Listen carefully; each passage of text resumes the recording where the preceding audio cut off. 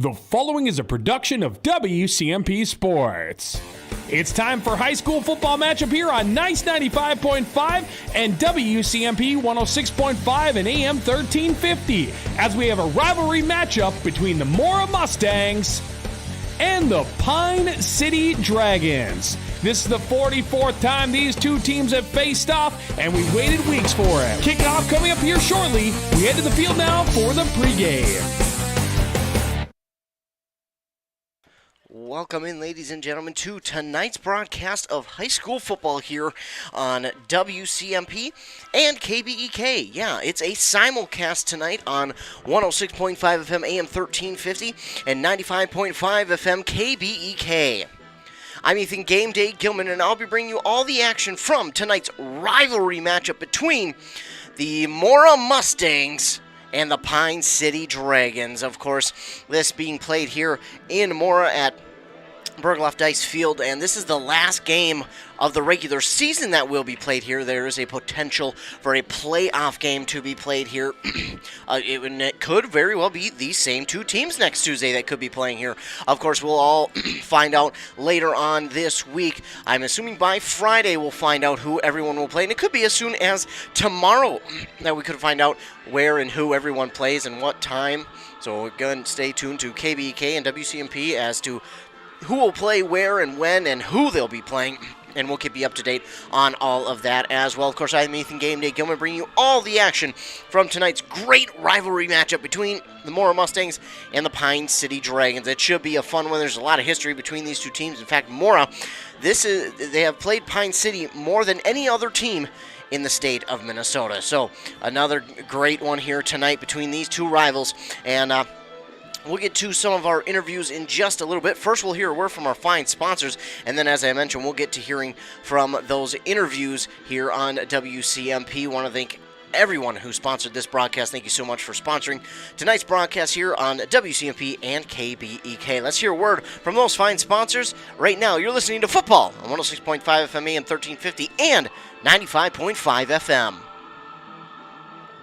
And welcome back to what has turned in to be an incredible display of lunchtime. Yeah, the team from Maxwell Southern Barbecue has really made things interesting. I'll be honest, I haven't seen a $10 lunch package played this well in decades. Maxwell's lunch game really is impressive. Philly cheesesteak sandwich, wings and fries, pulled pork, and Euro and fries, each for $10. Coach Dennis really has this team rolling. $10 lunch? That's tough to find in Pine City. Maxwell Southern Barbecue. Come hungry and bring friends. Bring them to lunch for $10. $10 lunch! What a play! Almost Yours Gun & Pawn is not your typical pawn shop. Almost Yours Gun & Pawn is every sportsman's one-stop shop for new and used handguns, shotguns, hunting rifles, ammo, and more. Prepare this hunting season with targets and a large selection of hunting supplies. Stop in to try out 2 30-yard indoor archery ranges and a virtual archery range featuring the Dart video system. Winter League starting soon, so sign your team up today. With the area's best archery and pro shop in Mora, Almost Yours Gun & Pawn Shop is not your typical pawn shop. Hi, this is Aaron from Aaron's Total Car Care. We are a full-service auto repair shop in Mora with a different approach to your vehicle's care. You can trust our expertise from the little stuff to the big stuff without being pressured to do more than what is needed. At Aaron's Total Car Care, we take care of you like family because we are a family right here in this community with you. When you hear that hard-to-explain noise coming from your car or truck, call 320-679-6910 or find us online at aaronstotalcarcare.com. Fixing vehicles is what we know, but keeping you safe is what we care about.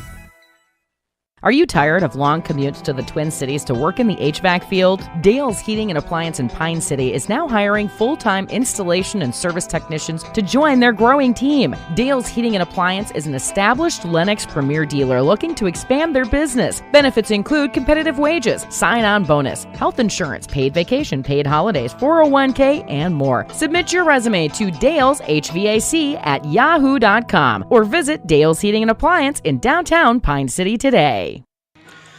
Welcome back here. You're listening to the simulcast of this rivalry game between the Pine City Dragons and Mora Mustangs on both WCMP and KBEK. And right now we will get to our senior spotlight presented by Pine Technical and Community College. What we offer for students, I think, is a very personalized experience. Almost like going to a small private school, but you're really paying less tuition than probably anywhere else in the state. We're offering knowledge to go out into the firearm industry. It's a conglomeration of a bunch of hobbies all mixed into like one career field. It's a wide variety of what they can do. In our nursing programs, we offer courses that are theory-based. We have some courses that are lab-based, so students get hands-on experiences. There are so many jobs available. And as long as you're willing to ask questions, you will learn so much. So we meet the students where they're at, work together on a plan where they want to go, and then work to take them there. We're going to give them a good start so they can get out into the profession. If they want a job, they're going to have a job. They actually care about my learning. They actually want to see the students succeed.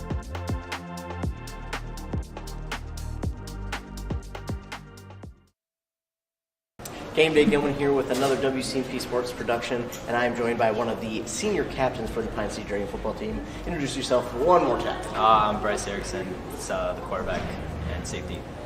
All right, last week's game against Cloquet, not the outcome you guys would have liked, but it seemed like the offense at least got a little bit better of a start in that game. You guys had kind of gotten to slow starts, but it seemed like it was a little bit more cohesive in that first half. Yeah, we started out in our beef package, which I think we got a first down to begin with, and then they picked up on it pretty quickly, so then we had to change out of it, and then felt like we couldn't really get much going for the rest of the game. Yeah, it was tough going. That's a pretty good defense you're going up against in Cloquet, but you guys kind of went away from the spread this past week. Why'd you go away from it? Was it something you guys just felt just wasn't working, or did you want to go back to kind of basics? I wouldn't say it didn't just work, but it's just the mental mistakes that we have in it. It feels like we don't really know what we're doing sometimes. But I feel like it can also be really effective at the same time if we can properly get moving. But we also, at halftime, Ford came up to me, told me we're going to just go back and forth, power T, and we're going to go to our spread. So we just tried to get them moving a little bit and see what they would do. Out of it. Yeah, and it's tough to kind of switch an offensive scheme halfway through this season, but you guys seem like you caught on pretty well in that pass game. I mean, I don't know, last time I saw this many yards for Dragon teams, but that has to feel good that you guys can still run it, especially as you for a quarterback. Yeah, I want to pass the ball, but you can't really get what you want all the time. So, but the running game, it's there if we can. Like going through film, it's just we're missing this one guy, and then we got this giant hole. So if we can just pick up on that one guy, and then we should have more success. Yeah, and for you as a quarterback, you sat back in that pocket all year long. And I mean, it's got to be tough to sit back there with guys coming at you full speed. Yeah, it's adversity. That's what you sign up for. You're prepared to take the hit. You gotta be quick with your reads, see who's open, and hopefully get a good ball. Absolutely, and as we move forward to this week, it's a shortened week. You guys only got till Wednesday to get everything kind of rolling. What does this week's practice look like as you prepare for Wednesday? I think today is more of a mental day, and then tomorrow we'll probably go at it. And for Wednesday, be prepared for the Mustangs. How are you guys feeling coming into this week? It's a rivalry game against Mora. How do you guys feel, any injury-wise? Are you guys feeling pretty good? I'm not really sure. All I know is it's going to be a chippy game, so we just have to be prepared for it if they don't do anything stupid out there. Yeah, and it's supposed to be kind of chilly. I know coaches will say, everyone has to deal with it, but as a player, what do you do to try and get away from the cold at least a little bit? I have my little hand warmer, but other than that, I wear long sleeves and compression pants if we're in 70 degrees or 30 degrees. It's just what I do. But when you're playing, you don't really feel the cold as much, just on the sidelines, not really much. Absolutely, and of course, after Mora, you get the rest of this week and part of next week to kind of prepare for playoffs. Obviously, you're focused on Mora, but obviously Mora's a big game, but what are you guys looking forward to kind of to take from this game and also look forward to playoffs too? Just trying to see improvements with moving the ball, getting stops, and just, I don't really know. Gotta be ready because we could be seeing more again in the playoffs round one. Absolutely, and for you personally, how do you feel like you've improved as the season has gone on? I've been just taking bigger steps in like leadership and just trying to be out there for everyone and showing people that it doesn't really hurt to tackle anyone, it doesn't really hurt to get hits, just go play. Right, absolutely. And your coaches have given you a big vote of confidence from last year. You know, they had a lot of confidence in you last year and into this year. How does that feel to have that confidence from that coaches? feels amazing. It's nice to know that you have that confidence from your coaches, so you don't have to hang your head when you do something wrong, because you know you can go back out there and do it again. Absolutely. Well, thanks for joining me, and good luck on Wednesday. Thank you. Game day Gilman joined by another captain of the Dragons football team, this time Tucker Kubish. How are you? Pretty good. All right. Cloquet game didn't go the way you guys would have hoped, but the offense seemed like it was more cohesive unit on Friday. Yeah, I think the offense was working together. We were starting to push play zone. It was just in little plays. We kept building up. Obviously, we didn't get to the touchdown, but you know that 8-yard, 10-yard, even 5-3. Anything you can get, it helps. Absolutely, and you went to that heavy package early on with you in the backfield. How'd that feel to be back there and be right there? It was a little different coming out early instead of later in the game. Right. But I got to carry the ball one time while I was lead block, but I had 7-yard carry, so it's pretty awesome just to get that right away. Right. How's it feel to be able to carry the ball for your team? It feels pretty good. It's a lot different. I've always been a lineman, D-line. Played a little bit of defensive end back, younger grades, but now getting around the ball, it's totally different. Yeah, I'm sure. And what is it like to be able to run into those defenders? Not, right from line, but with a full head of steam. It's fun. The first time I ran the ball, I got to knock like 3 people over. I'm just like, oh, that's pretty easy, Right. Well, of course, okay, they beat you up, but now you move on to this week against the Mustangs. Yeah. What is something that you guys are trying to do this week to improve for this Mora game? I think we're going to have to change up our defense a little bit. We haven't really got to really talk. We're just getting to practice today, obviously. Mm-hmm. But overall, I think, just some little tweaks in the plays, who's playing, and the defense, going to change up the strategy a little bit because they play power T just like us, Yeah. And back-to-back weeks, we've seen you have explosive plays on the defensive side. But how are you able to get through the O-line so quickly and get back in the backfield? It's all in speed, You get that snap count, you see the ball go, I'm just going. You don't really think about it. You just keep going. And sometimes you get lucky, sometimes, not so well, but you never know. Right. And on the defensive side, too, it looked like you guys were really doing a better job of tackling. One guy would get to him, and then it would be a whole gang of Dragons. Has that been something you guys have been working on? Oh, we've been working on it a little bit. Just kind of luck of the game. We just go out there and, we got our strategy set up, but obviously it's throughout the game. You never know. You see them on film, they sometimes run something different, It's always just kind of game to game, Absolutely. Yeah. And speaking for this game on Wednesday, rivalry game, it's Mora, you get a short week. Yeah. How are you feeling for this game? Kind of like last year, I'm always excited to play Mora. They're one of the teams we love to play.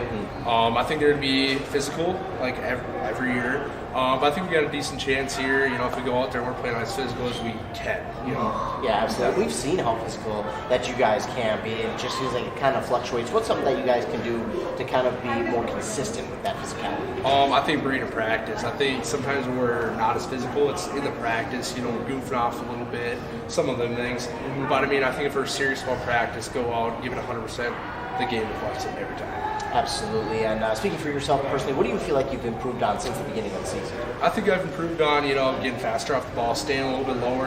Beginning of the year, I just came up online. I was standing up, had to work on the little things, but week by week I've gotten better on that. I think it's just helped me out tremendously. Absolutely. Well, we wish you the best of luck here on Wednesday, and thanks for joining me. All right, thank you.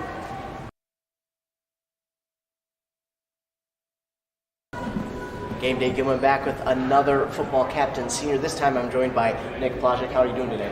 Pretty good, how are you? Good. All right, so thank you for joining me. Well, let's touch on Cloquet a little bit here last Friday. Not the outcome you guys wanted, but it feels like offensively and defensively, it was a lot better of a start for you guys. Yeah, we started pretty good after we stopped them, held the field goal, they missed. Feeling pretty good at that point, but kind of slipped away at the end. Yeah, and it seems like this year it seems to be the start that has kind of got you guys, because after the halftime period, once you get to the second half, it seems like things really start rolling. What is something you feel like you guys can do in that first half to get off to a hotter start? I feel like most of us are starting both sides of the ball, so it's kind of get worn out a little quicker, but we just got to work on that conditioning. Yeah, is that something that comes in practice, game, or is that something you kind of have to do by yourself? Kind of practice a little bit, but we're doing it ourselves here. Yeah, and we've seen the heavy package last week. You were featured in that heavy package. You got a couple of carries. This week, not as much. You didn't grab a carry, but how does it feel to have that heavy package available to you guys? Definitely feels good. Just a lot more blocking. I like to run the ball a little bit. Absolutely, I'm sure it feels good to be able to run up to those defenders instead of just right there in front of them. Yeah. So, but again, in that game, second half, you guys held them to 10 points. That has to feel good. Yeah, it was a lot better second half. But not all we wanted to go over again. Right. Now you guys look forward to this week. It's a shortened week, and you guys get Mora. What is something that you do yourself kind of just to prepare for the short week against Mora? I've been watching a lot of film and just seeing they run the same offense we do, but just getting mentally prepared. It's going to be a physical game. You got to win it. So. Absolutely, and I'm sure some of that comes in on the weekend too, since it is a shortened week. I mean, how are you able to balance that with school as well? You just got to make it do it. Right. And we know Mora, a pretty physical team, and once these two teams get together, it's always a chippy game. What are you guys going to do to make sure that chippiness doesn't lead to maybe penalties? Because you guys did pretty good in this last game. I think you had one penalty. Yeah. I don't think penalties are worse than that. Right. We'll see what happens. Exactly. But it does feel like you guys have improved with penalties. It seemed like that plus turnovers have been a problem. We've seen a couple turnovers there in that first half, but then you guys took the ball away again in the second half from Cloquet. What has that been like throughout this season to try and eliminate the turnovers plus take the ball away? Yeah, turnovers definitely a problem. We just got to kind of wet the last couple of games, but we just definitely have to eliminate those. Absolutely, and now again, end of the season coming up here. We got playoffs after this week, but what is something that you feel like you've improved on throughout this season? Definitely probably leadership and just taking control of the team.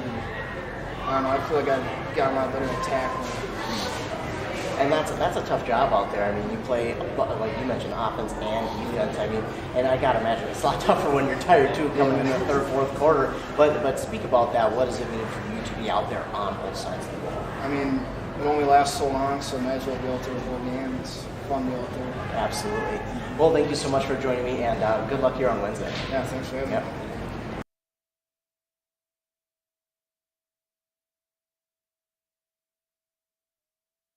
I want to give a huge shout out to the senior captains and junior captain. That's Tucker Kubish, the junior captain, and the senior captains, of course, Bryce Erickson and Nick Plajic for joining us for that senior spotlight brought to you, of course, by Pine Technical and Community College. Thank you so much to all three of them, really, for doing that final senior spotlight of the season. We've been able to catch up with the seniors all year long, and it's been a great opportunity to get their takes on the games and get them on the radio and in during games to give us a little extra content during the pregame for us, so it's always great to have that. Of course, again, that senior spotlight brought to you by Pine Technical and Community College. We've got 3 more interviews to get through here before we get to the start of this game, so we'll hear a word from the Pine City coaches first, and then we'll hear from Troy Erickson, and he talks a little bit about the history of this game, the history of this field, as well as moving next year to the new turf field. So it'll be interesting to see how well these two teams do here tonight. But first, let's get a word from our fine sponsors, and then after our sponsors, we'll hear the word from the Pine City co-head coaches, and then we'll move on to that interview from Troy Erickson, the head coach of the Mora Mustangs. Of course, you're listening to this simulcast of Rivalry Football here on 106.5 FM AM 1350 WCMP and 95.5 FM KBEK. Dumpster rental for your cleaning projects is easy with Quality Disposal. If you're a homeowner clearing out your garage or a business owner with a cleaning project, a rented dumpster can be the perfect solution. Everything can be tossed into one container out of sight and can be rented for up to 2 weeks. Just give Quality Disposal a call and get a quote and set up a time to get your dumpster. Get rid of your junk by calling Quality Disposal at 320-272-4692 or visit online at qualitydisposalsystems.com. It's almost time to start pushing snow. Sorry, just the messenger. Thankfully, Minnesota Equipment in Isanti has affordable machines to do the heavy lifting. Any size property. Toro and Aaron's walk behind snow blowers. Oh, you got land, huh? How about John Deere lawn and garden tractors? Or a compact utility tractor? Minnesota Equipment has them in stock. Snow removal doesn't have to be backbreaking. Not if you get into Minnesota Equipment, Highway 65 in Isanti, or visit minnesotaequipment.com. Great homes start with a sound foundation. That foundation starts with a mortgage from Northwoods Bank. Northwoods Bank is a community bank that knows the neighborhood. We have personalized home lending solutions, and with our rapid mortgage, apply online at northwoodsbank.com 24/7. Be approved in 20 minutes and be in your dream home sooner. Think local when it comes to your banking solutions. Northwoods Bank, we make it happen for you. Northwoods Bank is an equal housing lender and FDIC insured.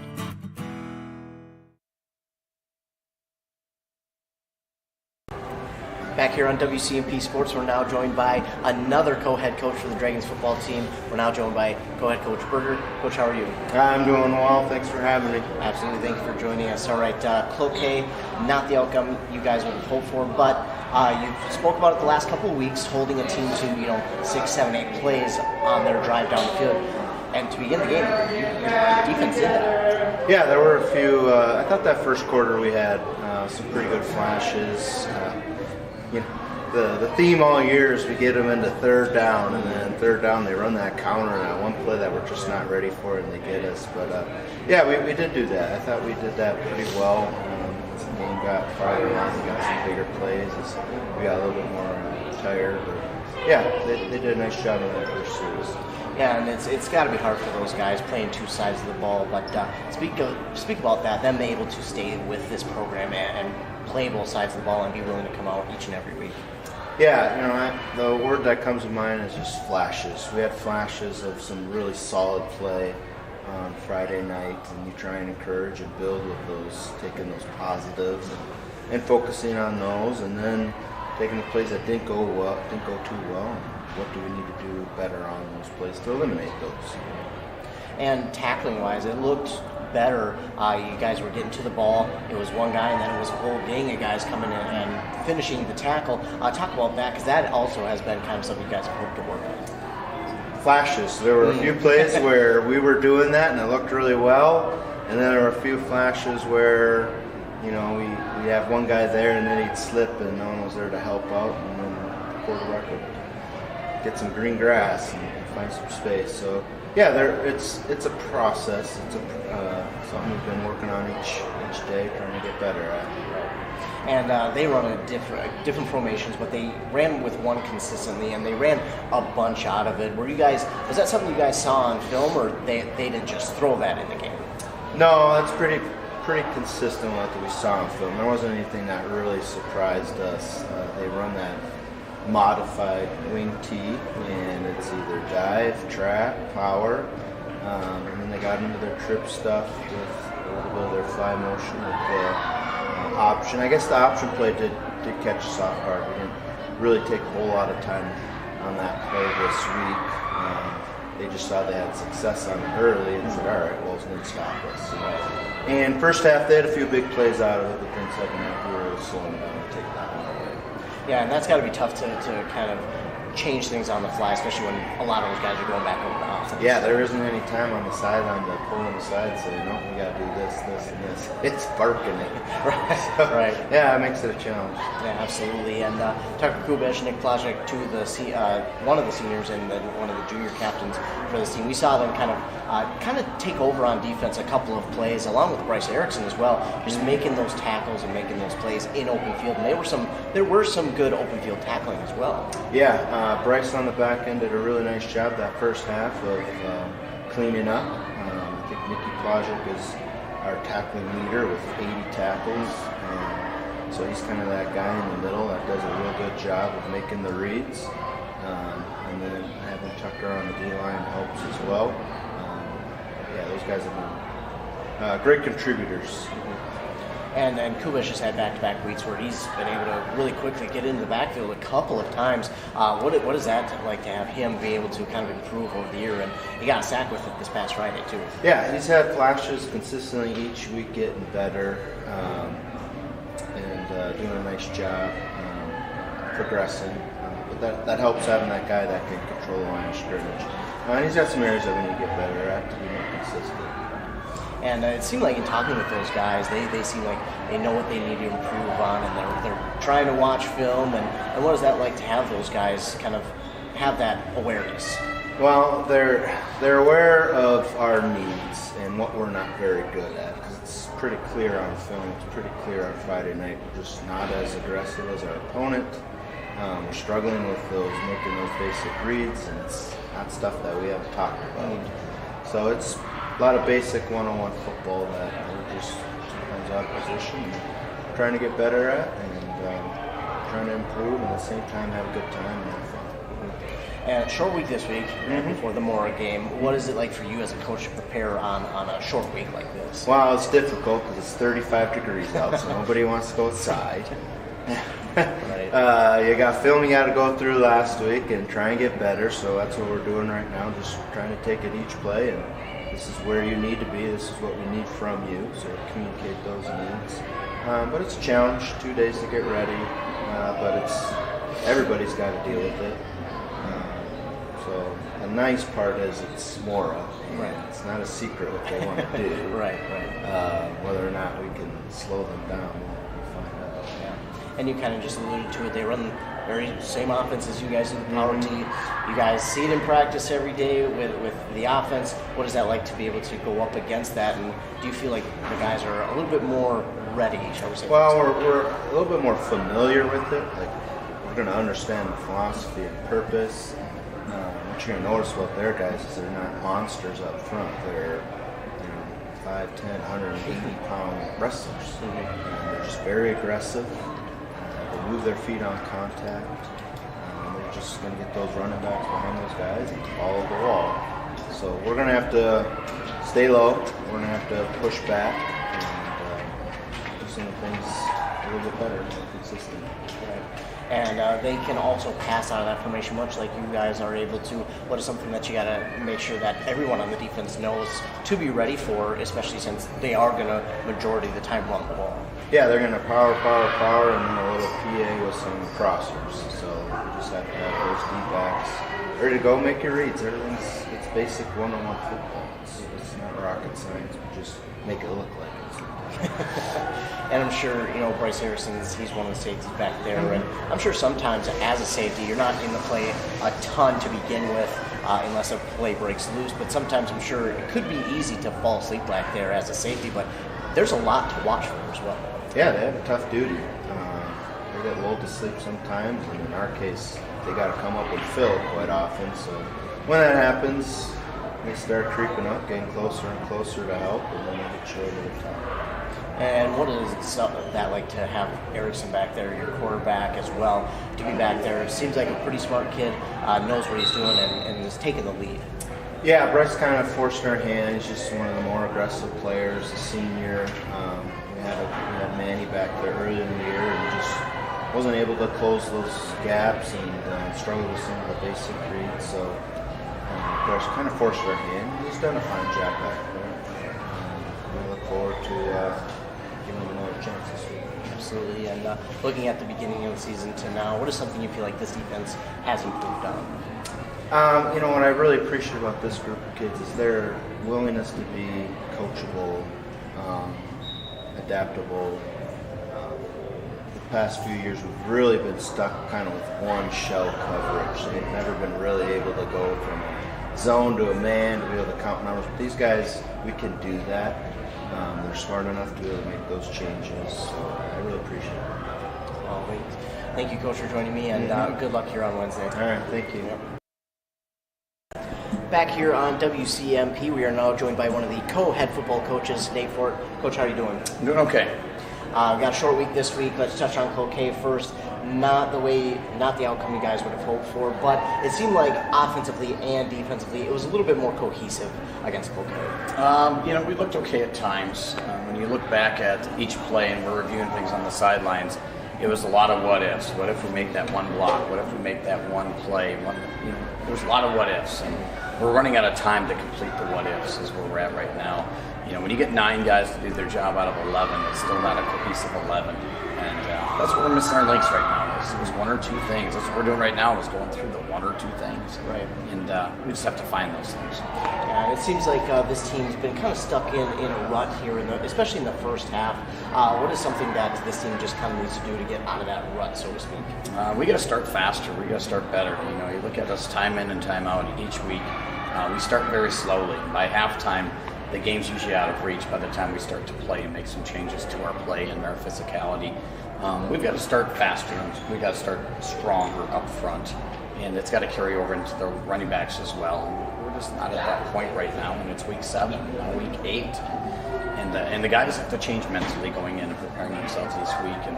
And it starts with Monday. It starts and rolls into Tuesday, and from there all the way to Friday. And we just haven't been able to roll that all the way throughout our week. And we see some of the younger guys get in there, and they're excited to get in there. But I mean, what does it mean for those younger guys to be able to get in and get that valuable time for them? It is important. It is important to our guys to try to find ways to win. And by putting those guys in there, not only are they getting some exposure to the game at that level and that speed, I think they're also helping us. They're supporting us by giving guys breaks. It's been a long season. And it's been a lot of time on the field for a small number of guys. You're playing the same 16, 17 on both sides of the ball. And those bumps and those bruises add up over a longevity of the season. So finding ways to give guys breaks and giving youngsters an opportunity is a combination of it right now. Right. And to be able to have, you guys do have a nice rotation at running back. You're able to get in a couple of different guys, but to have that heavy package that we've seen the last couple of weeks, what has that been like for this team? I think it just changes the overall dynamics of things. Guys get excited about change. They get excited about things that are happening, but not only that, we think it gives us a competitive advantage. Putting Tucker Kubish in the backfield is pretty exciting. He runs downhill, and he doesn't have to be great. He has to be good at what he does, and he blocks well. And Tucker's a guy that just takes on the mentality of being a blocker, and he takes that very seriously himself. And you see that physicality. Now, if we can get our guys to run behind the blocker, we're going to be in business. But yeah, it's a good mix of just power football. Like, here we are, we're going to run our beats at you, and see what we got. And speaking of running behind the blockers, is that something that is more on the running backs, or is that the offensive line putting the blocks on, or is it a combination of both? It's a lot of inexperienced backs. Our backs, even our older guys, the Johnny Meades, the Ashton Seals, they haven't been around football in a few years. So getting them to trust each other has been a huge, huge challenge for us this year. Is just trusting the guys up front, trusting the guys that you're blocking in front of you, and following those backs all the way through. We talk about it each week, like this is where it's supposed to be. And then we get to the game, we forget about what it looks like in practice. And part of that is exposure to just being in a game situation. Right? And being a running back myself, I know it's easy to bounce it outside, but you always want to make that cutout field. Yeah. But it seems like John Meade especially looked like he got a lot more of it down in this past game. He had a couple of chunk plays. What has that been like to see his progression? Yeah, he gets excited. He knows that he's doing some good things for us, even despite the yardage not being there each and every single week.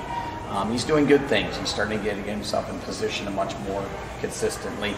I even thought Ashton Seals ran the ball hard a couple of times. That first time he ran the ball in the second half, that was the way we need our running backs to run. We need them to run with that speed and that physicality of I'm reckless and here I come. And we just haven't had a lot of that. Too much slow play in the hole and trying to make too many things happen. And is that something that comes with confidence, just them being together, is like you mentioned, they add that inexperience too? Yeah, the inexperience is a big part of it. And trust. Trusting one another right now, especially when your football team's struggling to find identity in a lot of areas. Trust is a big component of it. But to be able to switch from that heavy package to the power T to the spread, that has to be something of value for this team too. I think it is. I think there's a way where we're going to try to win football games at the end of the season here, beat maybe a Mora, or win a playoff game or two, or maybe perhaps go further. We've been in this situation years ago when we were not so-called supposed to win against Annandale, and we threw some different things at them late in the season, came away with a huge victory.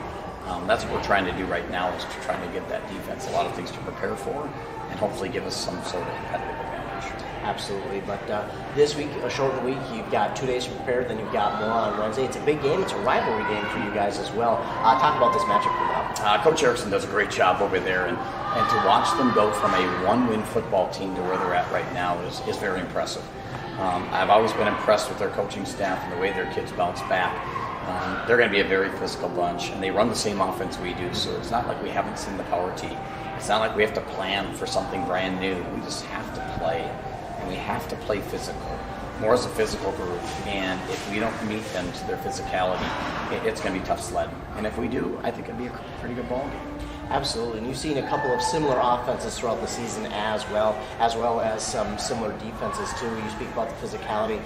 This offense, I mean, they know what they're about to face. They know it's Mora, so that's got to kind of create this atmosphere for them to kind of get their juices flowing a little bit more. Yeah, I would think so. I think last year, them coming over here and we were having success and they were struggling, they wanted to win that ball game, and they wanted to win it because it was Pine City.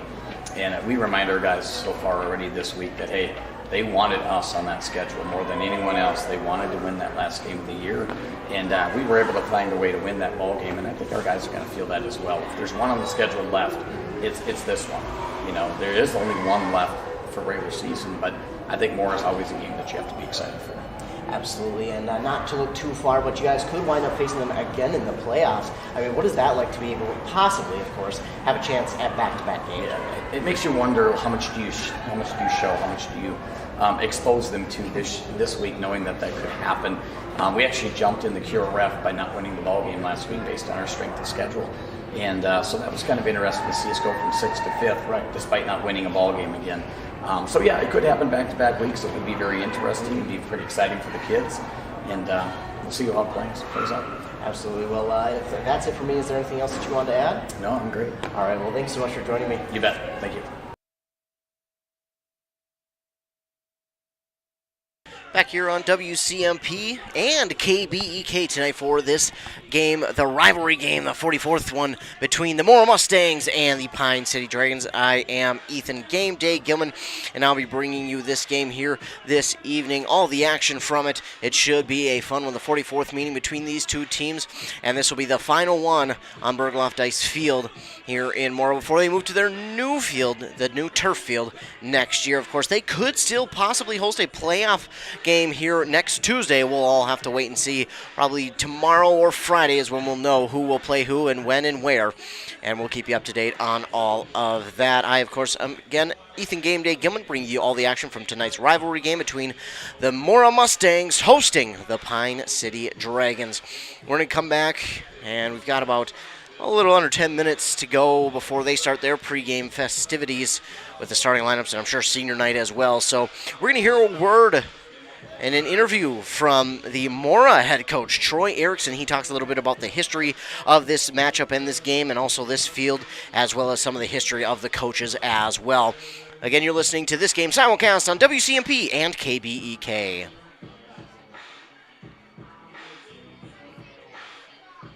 With high school sports season here again, Wellia Health wants to remind you that they want to help your athletes stay in the game. Sports medicine services are available at every Wellia Health campus. Whether it's the young athlete, the weekend warrior, or the accomplished athlete, injuries can happen. Get back in the game by calling the sports medicine experts at Wellia Health, 320-679-1313.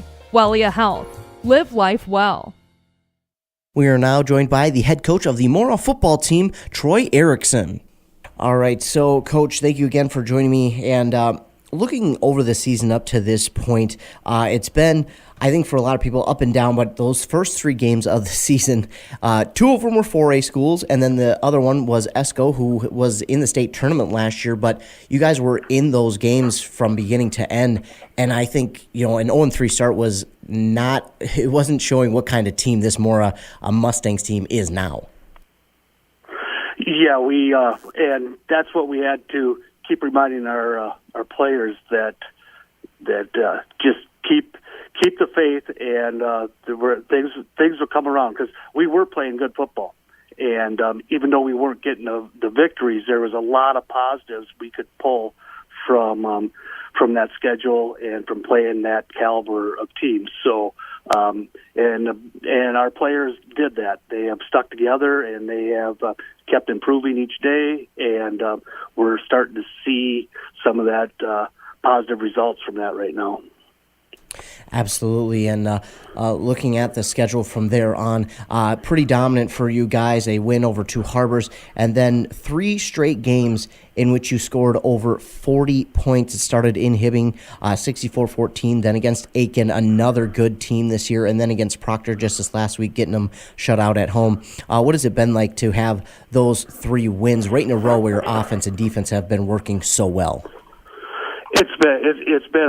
It's been a lot of fun. It's been fun to watching the players go out there and perform to their capabilities, and it's been fun just knowing the battles that they have gone through over the past couple of years, and then even in the first 3 games this year, to see them finally start reaching that potential and actually seeing the results of all the hard work that they put in. Because even though we weren't winning, we were still putting in all that hard work. So it's good that the kids can actually receive that acknowledgement that the hard work does pay off if they're looking for victories. So it's been a lot of fun. Absolutely, and what was your message to the team after those first 3 games? Because I'm sure, they knew they were in those games, but I'm sure it was also a little bit, kind of upsetting for them to not be able to win those games. And that's what our message was. I wanted our players not to be satisfied with, okay, we played well against those 3 teams, because actually each one of those games could have been the opposite result. So we needed to make sure our players knew that not to be satisfied with just being close in those games. We had to take that next step and answer the next call and make sure we close out our game and actually, take control of the game when we have to take control of the game and stuff like that. And they did that. They have done that since, that last loss that we had in week 3, and it's just kind of been growing each week as we go. Yeah, for sure, and you kind of alluded to it. These players have been through a lot these past couple of seasons with being a fairly young team the last 2 years, and then now this year, a bunch of senior leaders. What has it been like to be able to watch this team grow from when it was such a younger team? Yeah, last year was we had a whole bunch of juniors and a whole bunch of sophomores starting on last year's team. So watching them now get into this year and see that, again, watching them perform, watching them live up to the capabilities that they have has just been a tremendous feeling to be on the sideline and be able to see these kids perform as well as they have been doing. So, and it did take a lot of work, and they were putting in all that work, and now they're able to get some of the benefit from that. Of course, like we've mentioned, this team has been through a lot. What has it been like to be able to see these, who were sophomore, juniors, now seniors, to stick with the program and to continue to put their head down and just, go to work and come back and be ready for football? Yeah, the feeling that we as coaching staff have is just we're very grateful that they did stick with it, and they could have decided to walk away, through the pandemic and then through a season of not reaching their goals, but they didn't. They have stayed the course with us, and our numbers even going down in the next classes behind these are still at a good solid number. So we haven't really been losing kids, and that makes it all that much easier to coach them if you have the numbers out. Yeah, absolutely. And now we switch gears a little bit, looking forward to tomorrow on Wednesday. You guys get to play Pine City, a rivalry game. It was in Pine City last year. You guys fell, but this year it's back in Mora. To just talk about this rivalry game, because it's been going on for a while and it has such a long history. Yeah, and if you look back through our record book, at least going back to like 79, we have played Pine City more than any other team in the state, with like 43 contests over those years. So, and they just, I think the next team after that would be Malacca, who we have like 40 contests with back from our old Rum River days. But it's just a lot of fun, and we know each other. Our kids know each other. The coaching staffs know each other, and this year after year playing has just built it is a rivalry. It is a game that both teams get up for, and but it's a friendly one. We respect that organization over there, and we just try our best to put our team out there for a win. Looking at it here on Wednesday, it's going to be kind of a historic one, too, because it's going to be the last time playing at this particular football field before you guys move next year to your new turf field. Yeah, it is, and it's starting to hit some of us pretty close to home because there's a lot of alumni that are on our coaching staff, and we played all of our games on this field, so that it's a little bittersweet because we are excited. We're excited for our new facility. We're excited to be able to play on artificial turf for our home games, and so that part of it we're really excited for.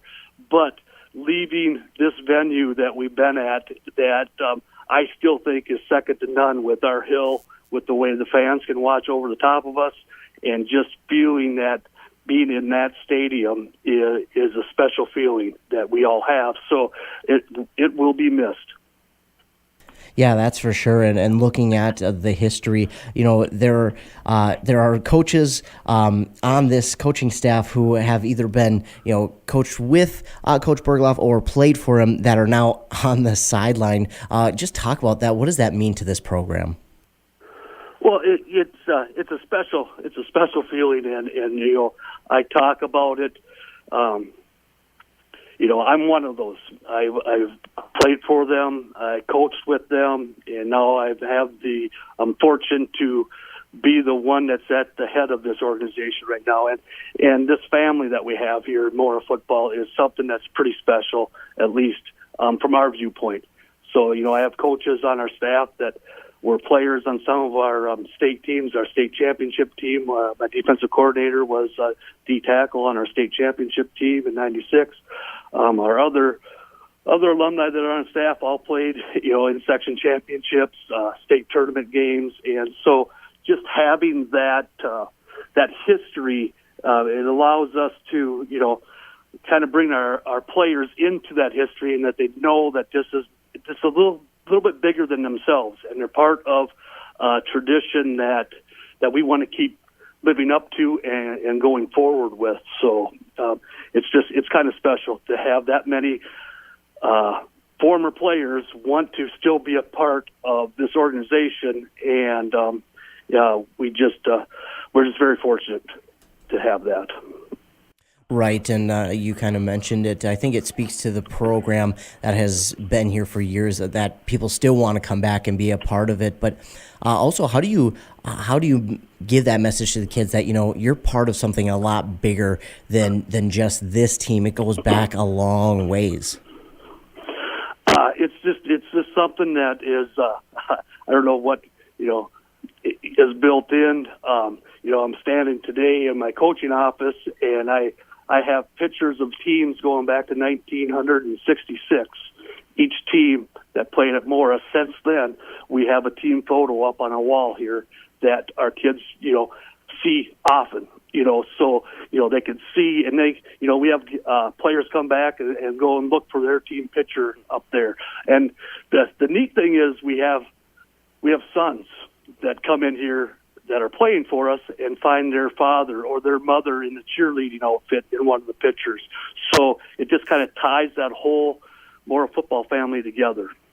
Yeah, for sure. And then focusing back towards the game now, again, a great history match between these two teams. Favored in Mora's direction, and this year, Pine City not having the year they'd hoped. But how do you guys make sure that your team doesn't overlook them?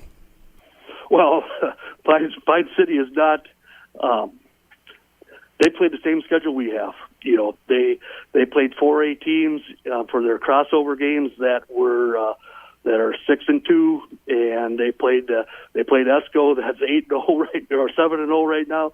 So they have gone through a lot, and they are no one to overlook. Any team that plays in this, they are no one to overlook. Any team that plays in this Northeast White is a team that you had better be ready to play, because it's going to be a physical dogfight every Friday night, or in this case on a Wednesday night. So it's not that our players should not be overlooking this one, and we as coaches know that too, that this is going to be a battle. Short week of practice and getting prepared, and then also, you got to deal with the weather as well. Just talk about what that atmosphere is like, though, especially, during this time of the season. It's the last game of the year, and the fans obviously are going to be packing the stadium, plus it's a little bit chilly out. I mean, that's just football weather. It is football weather, though, nice and crisp, and you can not only hear the pads popping, but you actually kind of feel that chill going down your spine when that happens, because of the weather and everything else. It's a special feeling. On this short week, I think we benefit a little bit, but both teams benefit a little bit, because we have such, we're familiar with each other. So we're not really having to go way back and try to figure out what they're going to do or what they're not trying to figure out. We both know what we're, so it's easier to prepare for a game like this in a short week. But then again, it's easier for them to prepare for it too. So it's equal on both sides. And these short weeks now, you got to be ready for them, because if after this week, we're going to be playing on Tuesday.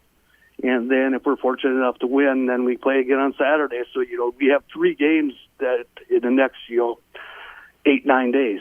So it's going to be a lot of fun.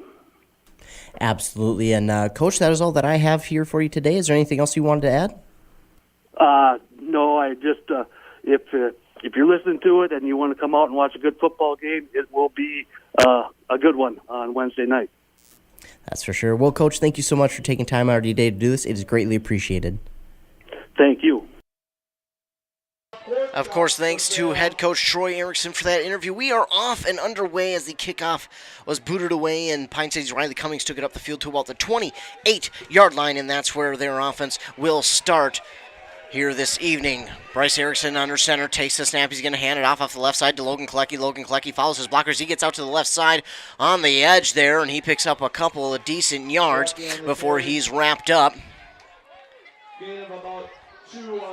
And he'll pick up about 3.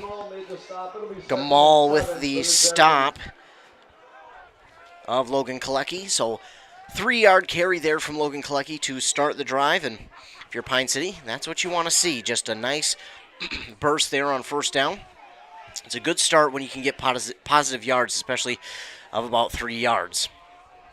So 2nd down and 7 now for Pine City. Ball on the 31-yard line. Erickson under center, power T formation. Somebody jumped, and there's the whistle. And I don't know who it was first. I don't know if it was Mora. I don't know if it was Pine City. But it's going to be close. This will be interesting to see who they call for the penalty. It's going to be the first one of the game early on here. Not what you want to see for either side. It's going to be a false start. So the first penalty of the game early on here goes against the Dragons. And that'll set them back 5 yards. So instead of 2nd and 7, it'll be 2nd and 12 from the 26-yard line. Pine City Dragons co-head coaches Nate Fort and Andrew Berger. Mora, head coached by Troy Erickson. Again, thank you to Troy Erickson for that interview that you just heard here. Also, thank you to both Nate Fort and Andrew Berger for their interviews as well. 2nd and 12 here for the Dragons. Erickson under center, tries to give it off to Kubish. Kubish trying to run up the middle. He actually ran into his own quarterback there, and I don't know if he got much, if anything, on that carry. It's going to bring up 3rd down. He'll get about 2. We'll give him 2 on the carry. Gain of 2. It'll be 3rd and 10 from the 28-yard line for the Dragons. So Kubish with the 2-yard carry. That'll make it 3rd and 10 to go on the 28 for Pine City. Not the ideal spot that they want to be in early on, as Mora's defense got a break with the penalty. Erickson under center. Erickson takes the snap. He's going to give it off again to Klecki. Klecki tries to cut it upfield, but then he's wrapped up quickly. He might have actually slipped out there, and he's going to lose a yard. So it'll be 4th down, 4th and long here for the Pine City Dragons. That is 4th down and an early stop for the Mora Mustangs. So Mustangs getting a nice break, as I mentioned, with the penalty on the false start from the Dragons. That set them back to 2nd and long, and then they had 3rd and long, and that's, again, something that the Dragons have struggled with all year. Riley Cummings will line up to punt it away for Pine City. Cummings takes the snap. He boots this one away, and it's going to get and switch field position. It's taken in by the Mustangs to the 50, cutting it out to the left side of the field. He breaks one tackle at the 50 to the 45, 40 to the 35, where he's bumped out of bounds. It's a good return there of about 15. I did not get to see, that's number 84 on the return. And that 84, that is Trenton 4. Trenton 4 on the return for the Mora Mustangs, and the Mustangs offense will go out there on offense and take over on the Dragon 35-yard line. That's another thing Pine City struggled with this year, is giving up short field position to the other team.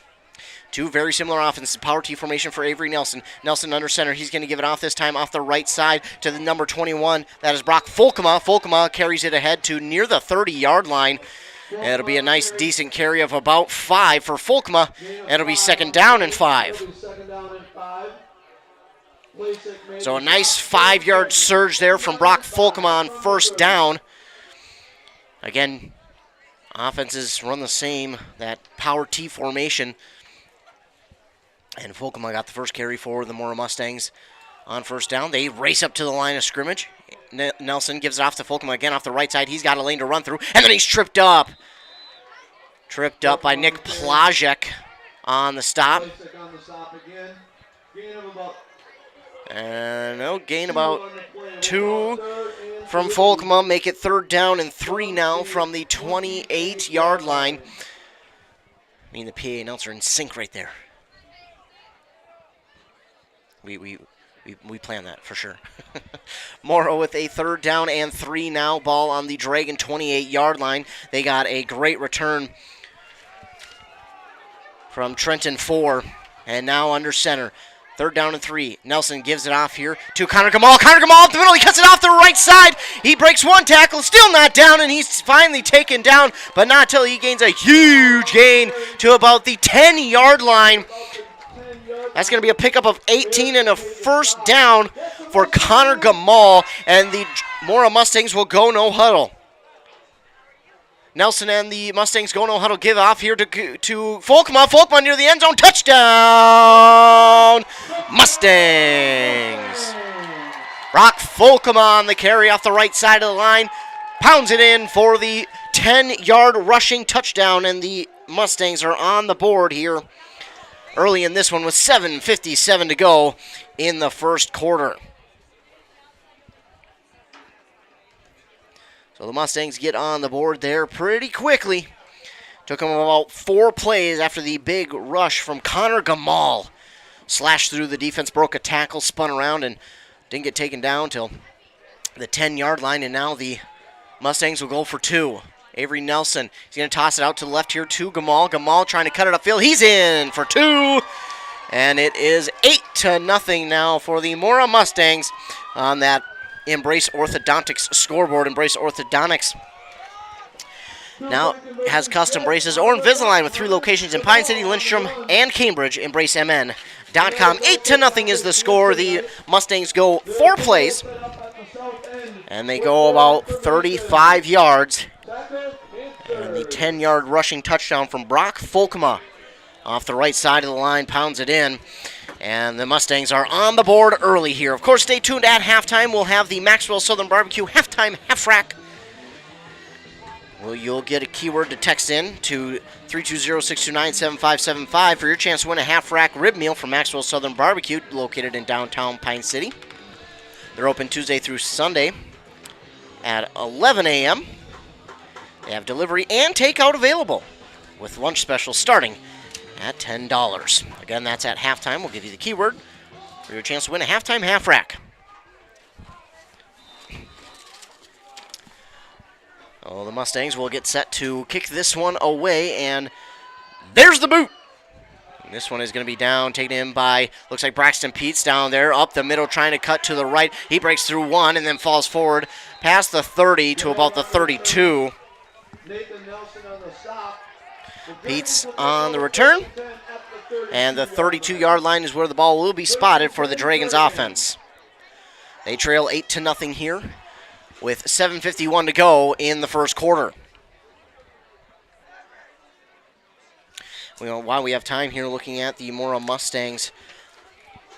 Oh, never mind. We had a moment, but Pine City broke the huddle pretty quickly. The handoff right up the middle, and didn't quite see. Let's see who's at the bottom. It looks like Kalecki at the bottom of that pile. He gains a yard. It'll be 2nd down and 9 for the Dragons. 2nd down and 9 for the Dragons. And the Mora Mustangs, they're averaging about 30 points a game here this year, giving up only about 16. But that's really all due because of those first 3 games they had against, 2 4A schools and ESCO, a state-bound team. Erickson will take the snap. He'll roll out to his left. He throws it down the field. He's got a man, but it is nearly intercepted. The intended receiver was Riley Cummings. And there for the breakup was a Mora defender. It is Gamal. Gamal with the pass breakup. Well, Gamal hits his hand in there and breaks up that one. That's Cole Gamal, number 15. Dragons have 3rd down and 9. They'll roll out. Erickson looking deep. He's got a man, but this one is knocked away. That again is Cole Gamal. The intended receiver was Riley Cummings. So 2 incompletions in a row, and that'll bring up 4th down here for the Pine City Dragons, and more than likely we'll see the punting unit for Pine City, and that'll be Riley Cummings, who will go back to punt. Last week, had a decent week. The week before that, I believe he was our player of the game, actually. Actually, no, it was last week. My goodness. It all gets jumbled together sometimes. Yeah, Riley Cummings had a really good week last week punting the ball. He was our A&W player of the game. Riley Cummings will have to punt this one away. Trying to switch field position. This one more of a line drive. It's going to roll past the 40 to the 35 and it'll roll out of bounds at about the 32.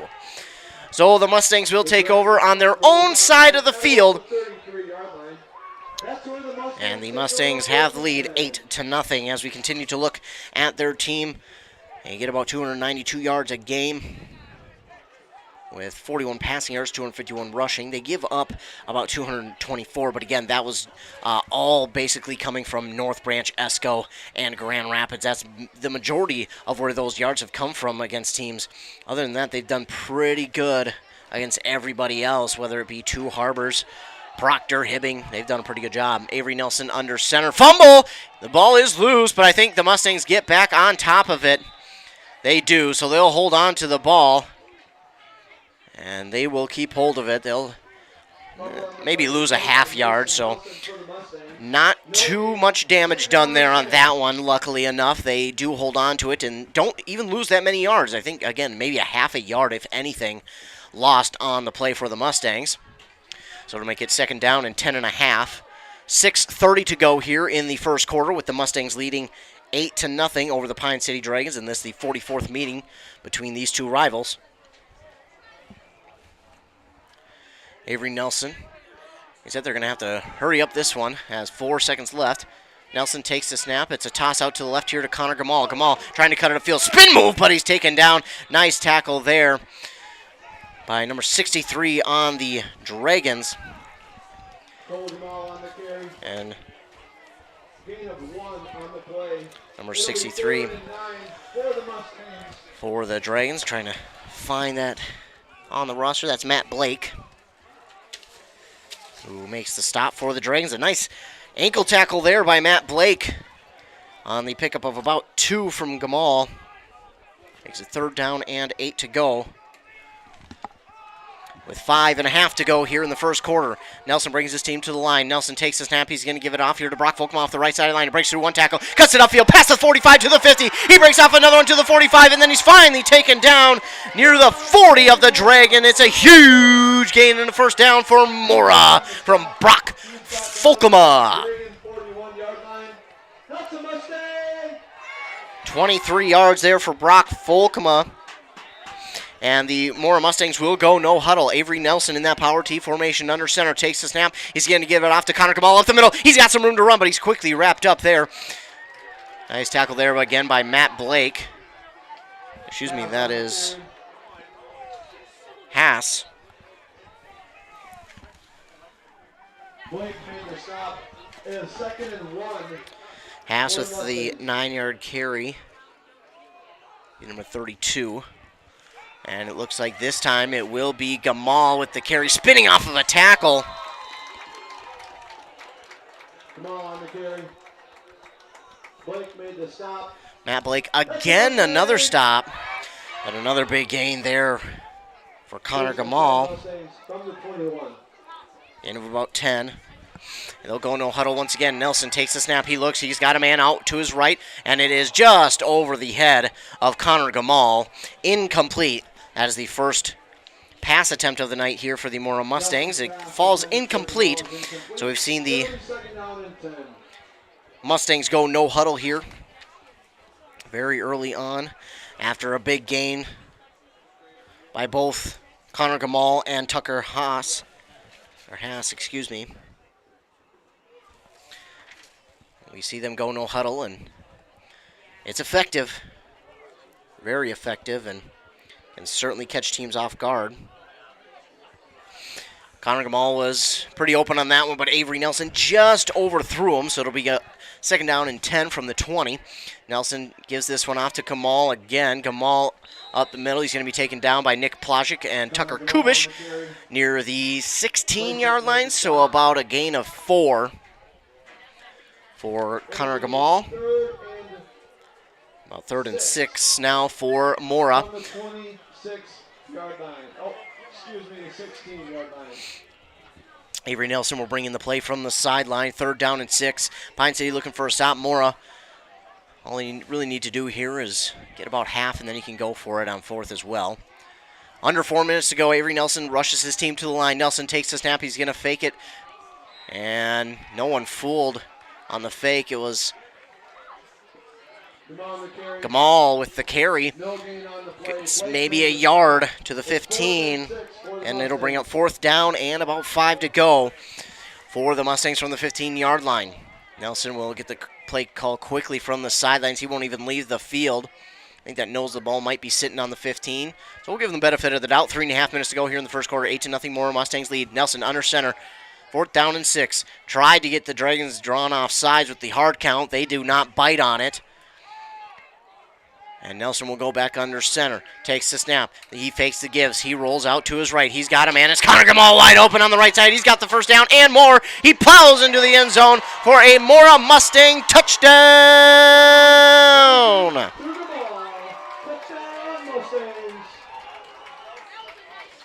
Connor Gamal with the 15-yard receiving touchdown from his quarterback, Avery Nelson. And that will make it 14-0 here for the Mora Mustangs. They lead over the Pine City Dragons with about 3:06 to go in this first quarter. 14-0 is the lead, and Mora will line up to go for 2. Avery Nelson puts his team under center. He's going to fake the give, and now he'll look to pass. He throws it into the right side of the end zone. That is caught out there by his tight end. I think that's Justin Norby out there who caught the 2-point conversion to make it 16-0 in favor of the Mora Mustangs. Nelson to Norby for the 2-point conversion. On that Embrace Orthodontics scoreboard, Embrace Orthodontics, Dr. Severs is committed to providing world-class orthodontic care in a friendly and comfortable atmosphere. Start today at EmbraceMN.com. 16-0, the Mora Mustangs lead with 3:06 to go here in the first quarter in this 44th meeting between the Pine City Dragons and the Mora Mustangs here in Mora at Bergloff Dice Field. Again, this is the last regular season game that will be played here before they move to their new turf field next year at the new high school. Of course, they could wind up playing another home playoff game here next Tuesday, but it all depends on how tonight shakes up. And more than likely, they should get that home game here next Tuesday, but we'll have to wait and see. So the Mora Mustangs lead 16-0 over the Pine City Dragons. And going out, getting set to kick off this ball is Euro Lopez. Euro Lopez getting set to kick the ball away for the Mustangs. It is 16-0. Peets and Cummings back to return. Lopez with the boot. This one's going to be a dribbler. Oh, and it goes off of Ganote right there in the front of the line. But they do get on it. The Mustang kick is down by the Dragons. Ganote on the recovery. Landon Ganote had that one kicked right into his shin. And he wound up hopping on top of it. It kind of surprised him, honestly. He wasn't really ready for that one. It surprised him, and he was able to hop on top of it. So luckily there for the Dragons, no harm, no foul. They'll get the ball starting on their own 46-yard line. Best starting field position for them tonight, trailing 16-0. Oh, and then we get a false start on the Dragons, and that's going to be Zach Watts on the left side of the line who moved. That'll be their second penalty of the first quarter. And that'll back them up 5 yards to the 41-yard line. So first down and 15 now for Pine City. And again, something you don't want to have happen.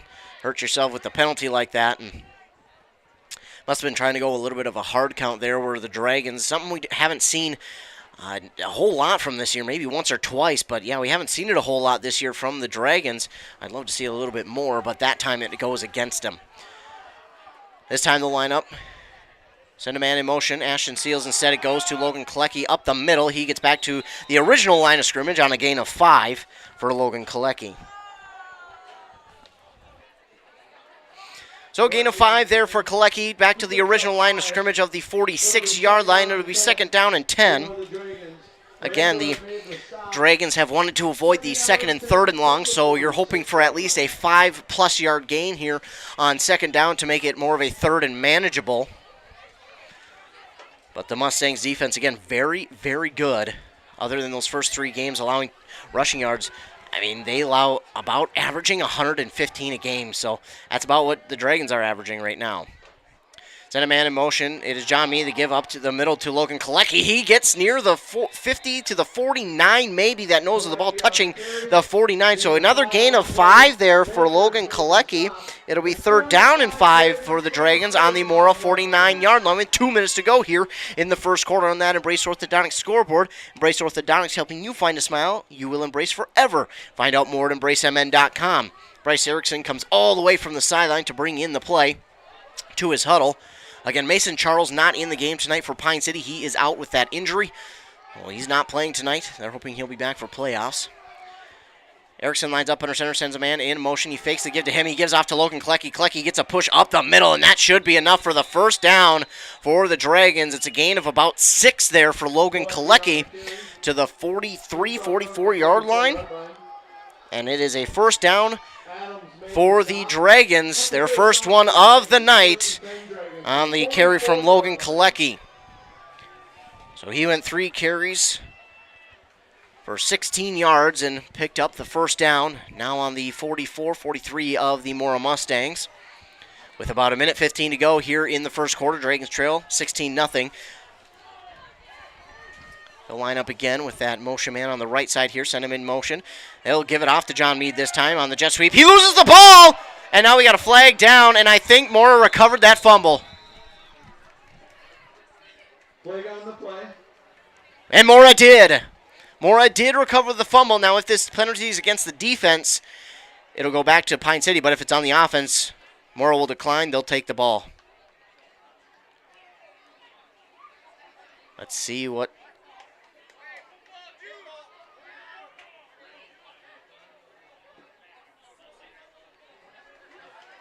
It was a penalty on Pine City, so a turnover there by the Dragons will give it over to the Mustangs, and they will take over. John Meade on the jet sweep to the left side took the ball, and as he was rounding the corner, I don't know if he just didn't get it into his arm, that 5 points of contact right away, or if maybe a defender got a hand on it, but he kind of fumbled it on his own, and he lost it, and Mora takes over. That was a penalty, but it was declined by the Mustangs. That would have been the Dragons' third, but since it's declined, we won't count it. So the Mustangs take over on their own 45-yard line. Avery Nelson in the offense. He'll give it off up the middle here, and he's got some room to run. Spins off of one tackle to the 45, then brought down. But a nice job running there Mason Nelson on the carry. by Mason Nelson. That's going to be a pickup of Seals made the stop. About 12 yards. Mason Nelson, his first carry tonight, goes for 12 yards. And it's first down and 10 now in Dragon territory for the Mustangs. That's another thing that the Dragons have talked about correcting is turnovers that have killed them all year. But right there, that one again goes against them. Avery Nelson in the offense under center power T formation. He's going to give it up the middle and nowhere to go that time for Mason Nelson. Maybe got a couple to the 40. Gain of about 3-4 yards. Matt Blake again, another tackle there for Pine City. And this will wrap up the first quarter of play here in Mora at Bergloff Dice Field. The Mora Mustangs lead the Pine City Dragons 16-0 on that Embrace Orthodontics scoreboard. Embrace Orthodontics, your customized smile journey starts with a free consultation. The team at Embrace Orthodontics wants to make your journey as seamless and convenient as possible with custom braces or Invisalign. Find out more at EmbraceMN.com. 16-0 the lead for the Mora Mustangs as we head to the second quarter. We'll hear a word from our fine sponsors. You're listening to Football on KBK and WCMP.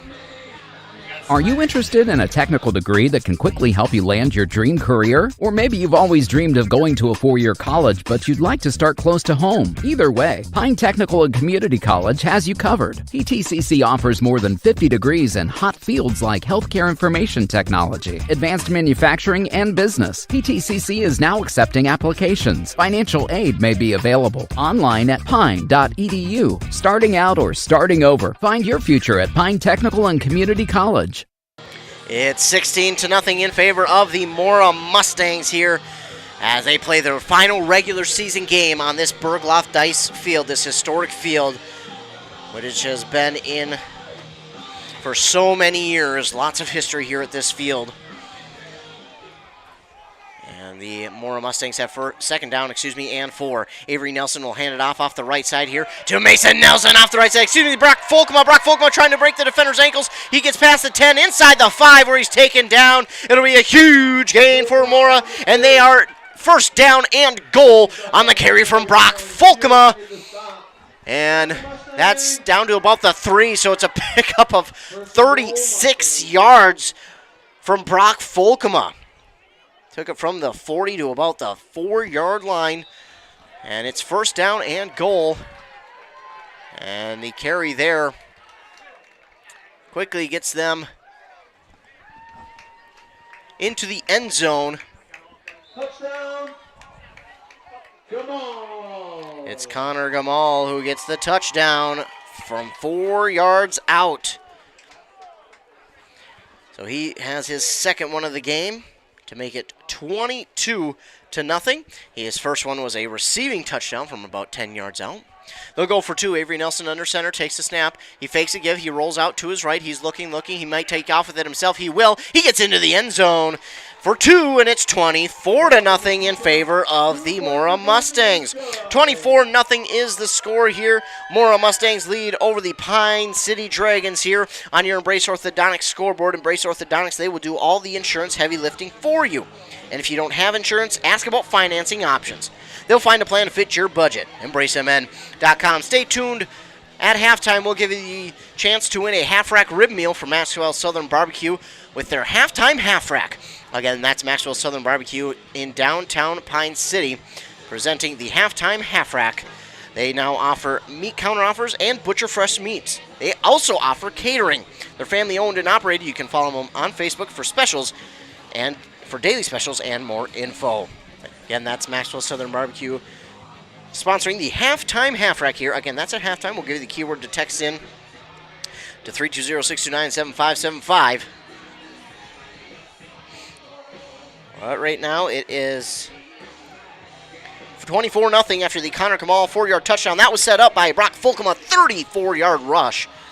And now Lopez will get set to kick it away here for the Mora Mustangs as they lead 24-0 with 11:36 to go in the second quarter.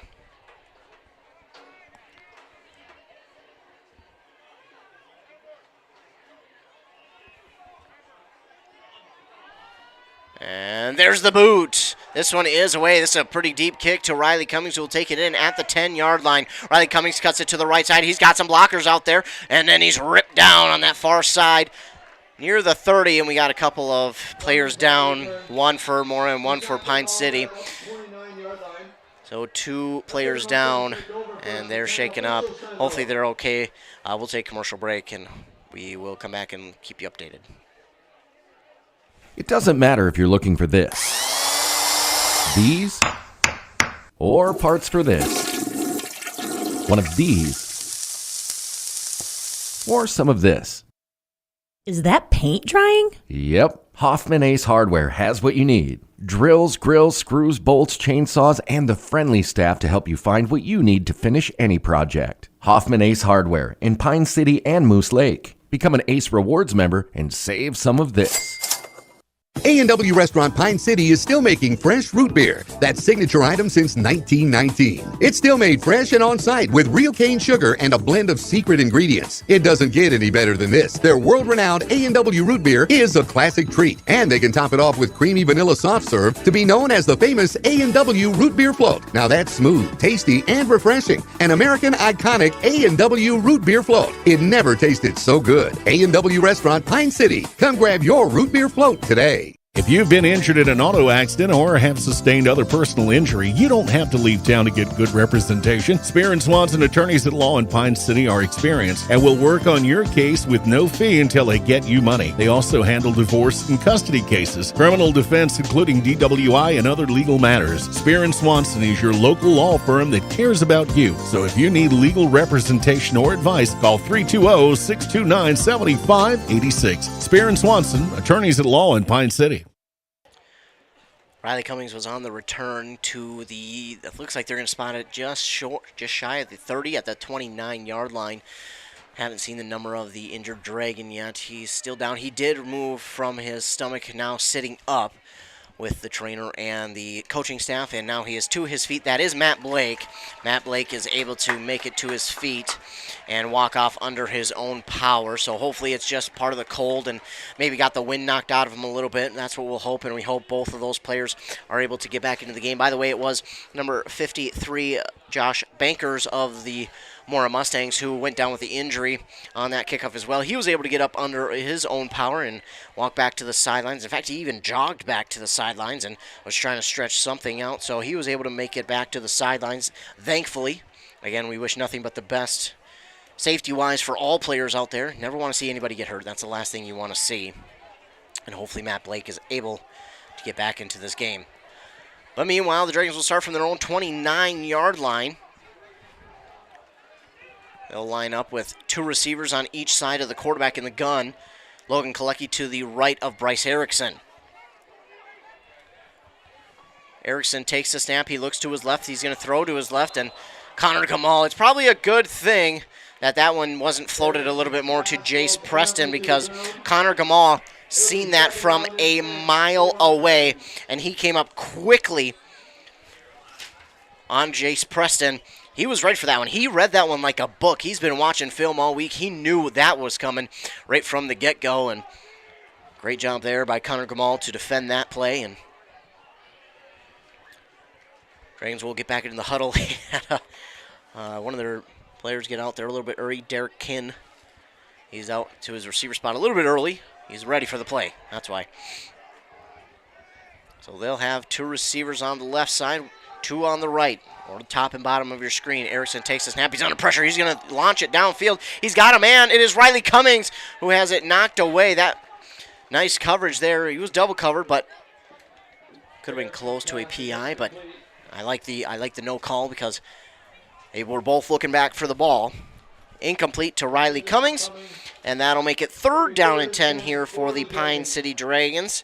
0 for 4 to start the game here for Bryce Erickson. Their pass game has worked well at points this year, and they're trying to get it going here tonight. And I think if you want to get it going, you're going to have to hit some shorter, quicker routes, because the Mora Mustangs have shown so far they're not going to allow you to get anything deep. Power T formation here, 3rd down and 10, ball at the 29-yard line. Erickson hands it off to Jace Preston off the right side of the line, gets stopped, and then plows forward after initially being stopped. It'll be a minimal gain there for Jace Preston. A gain of about 3 for Jace Preston. And that'll make it 4th down and 7 for the Dragons from the 32-yard line. 4th and 7 here for the Dragons. Under 11 minutes to go. Mora leads 24-0 in the second quarter. Riley Cummings will get set to punt this one away. He takes the snap. The punt is up, and this is going to be a shorter one, but he had some pressure on him. It's going to roll to the 50. The returner takes it in at the 50. He's got a man beat to the 40, to the 35, to the 30, to the 20. Steve forms a man at the 20, and he is gone! Trenton 4 on the kick or punt return touchdown from 50 yards away. Trenton 4 with a touchdown, and that'll make it 30-0. Trenton 4 on the punt return of 50 yards, and that makes it 30-0 in favor of the Mustangs.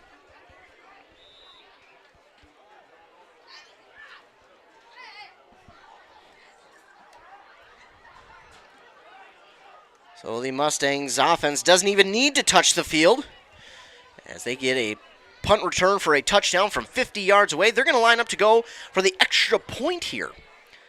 Kick is up from Lopez, and it is good. So the Mustangs now lead 31-0 over the Pine City Dragons here at Bergloff Dice Field, the last regular season game that will ever be played here. They could have one more game in the playoffs that could be played here next Tuesday. We'll keep you updated on that. But Trenton 4 with a 50-yard punt return for a touchdown. And that makes it 31-0 after the PAT is up and good from Lopez. So the Mustangs with the lead in hand, handedly taking care of business here on the regular season finale. In Mora, it's 31-0 with 10:26 to go on that scoreboard. There have been flashes for the Dragons. That was something that we talked about with both coaches, whether it's Fort or Berger. They both talked about the flashes that they've seen from this team. And it's not just 1 week, it's all year long that they've seen flashes. We see flashes from them, but it just needs to be more consistent. They want it to be more consistent. 31-0 on that Embrace Orthodontics scoreboard in favor of the Mora Mustangs. Embrace Orthodontics, custom braces or Invisalign with 3 locations in Pine City, Lindstrom, and Cambridge. Find out more at EmbraceMN.com. Lopez will get set to kick it away again to the return men, Peets and Cummings. And the last time they did a dribbler kind of up the middle and it hit Ganote. He wound up falling on it, keeping hold of it, but maybe more Mustangs will try and do something like that again, but maybe not. It is 31-0. You don't necessarily want to add salt to the wound. But if you're going to score points, why not do it now? Get your seniors out there as much as you can and get those younger guys out there. Lopez with the boot. And that one is away. It's going to roll, and it will go. Oh, it's going to be taken up by Peets on the return. He tripped up, but he falls forward to the 20. I think he was trying to let that one go out of bounds, but then he realized it's not going to get there, so he picked up the ball from about the 10, took it to the 20. It'll be a return of 10, and that's where the Dragons will take over on their own 20-yard line. So tough starting field position here for the Pine City Dragons, but again, we have seen them a couple times this year drive a ways. I think we've seen them have a 85-plus yard drive on their win against Hibbing. They went down the field and scored. We'll have to look for something like that here. 2 receivers at the top of your screen, 2 at the bottom here for Bryce Erickson in the gun. Erickson takes the snap. It's a 7-step drop. It looks to be a screen to Logan Kalecki. Kalecki takes it in at the 25 to the 30, and that's where he's swallowed up by the defense. Oh, and no, the tackler who took him down is hurt. And I cannot see the number. Kalecki out to the 32-yard line from about the 20. We'll take a quick commercial break, and hopefully that player's okay. Hand-cut meat, smoked to perfection. Brisket, pulled pork, chicken wings, rib tips, catfish, homemade cornbread and slaw. Oh, that's Southern barbecue. My mouth's watering. Yours too, I can hear it. Bet you're wondering where to get some of that. Maxwell Southern Barbecue in downtown Pine City, that's where. I was surprised too, like Pine City has a downtown, I guess. Find Dennis and the crew at Maxwell Southern Barbecue on 8th and Main. Open Tuesday through Sunday. Eat in, take out. Come hungry and bring friends. Dude, almost.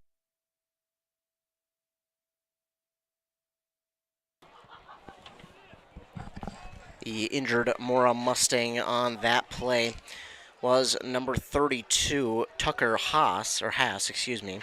He's able to get up and walk off under his own power, thankfully, and we hope to see him back in this game. But with the game in hand, might not. The Dragons line up in that power T formation after the 12-yard screen to Kalecki. They'll give it back to Kalecki. He breaks free up the middle and gets a good gain past the 35 to about the 37-yard line. It'll be a gain of about 6 for Logan Kalecki. Make it 2nd and 4. It'll be 2nd down and 4 for the Dragons. So Dragons will have it 2nd down and 4.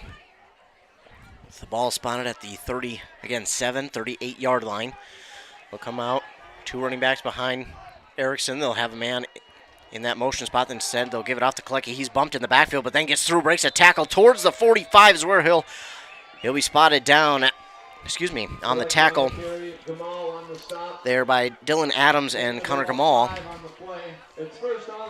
And they will be enough for a 1st down to the 45. A gain of 7 for Logan Kalecki after initially getting stopped in the backfield. He ran into his own O-lineman who got pushed back quite a ways, but he bounced off that and moved forward to the 45 for 1st down and 10 Pine City. The lineup, same formation as that previous play. They'll send a man in motion. They fake to give to Braxton Peets. Instead, give it up the middle to Logan Kalecki again, who falls forward to about the 50-yard line. That knows the ball might be sitting at about the 49. It's going to be a gain of about 5 for Logan Kalecki. And 2nd down and 5 for the Pine City Dragons. Again, they've got a little bit something going here. We've seen this happen often for the Pine City Dragons. They'll get a little bit of something going, and then all of a sudden you get a big mistake or a penalty that sets them back. But this time they're hoping that that does not happen. Pine City 2nd down and 5 from the 50. Same formation once again. They're not going to send a man in motion. Instead, they're just going to feed Kalecki, who breaks off of 1, and then he is stopped by a wall of Mora defenders. On the stop that time, that was Nathan Nelson, who made the stop for the Mora Mustangs. It's going to be a gain of about 4 for Logan Kalecki, and that'll bring up 3rd down and 1, And we get a timeout called here by the Mora Mustangs. So the Mora Mustangs call a timeout here, and that'll give us a chance to tell you that we've got about 8:04 left here in the 2nd quarter on that Embrace Orthodontics scoreboard. Embrace Orthodontics. Dr. Sievers is committed to providing world-class orthodontic care in a friendly and comfortable atmosphere. Start today at EmbraceMN.com. Of course, stay tuned at halftime for the halftime half rack from Maxwell's Southern Barbecue. Maxwell's Southern Barbecue is presenting that halftime half rack. We'll give you a keyword to text in at halftime to 320-629-7575. You'll text that keyword in, and tomorrow we'll let you know who has won that half rack rib meal from Maxwell's Southern Barbecue. They're located on 8th and Main Street in downtown Pine City. They're open Tuesday through Sunday at 11 a.m. Again, that's Maxwell's Southern Barbecue presenting the halftime half rack. Stay tuned for that. We've got 3rd down and 1 for the Pine City Dragons with 8:04 left to go here in the 2nd quarter.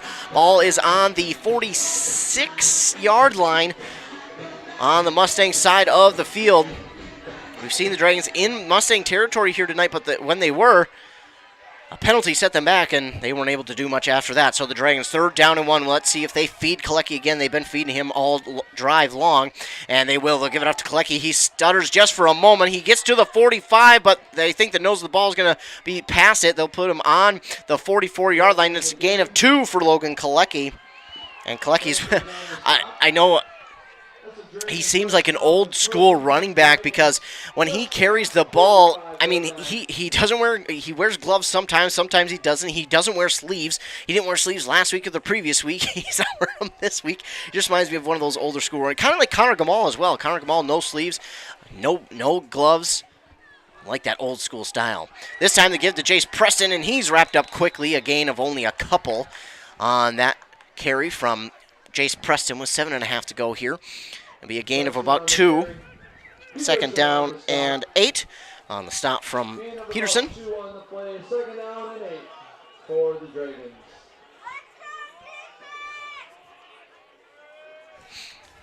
Pine City has 2nd down and 8. It looks like they'll come out in the shotgun formation. They go a little bit of hurry up.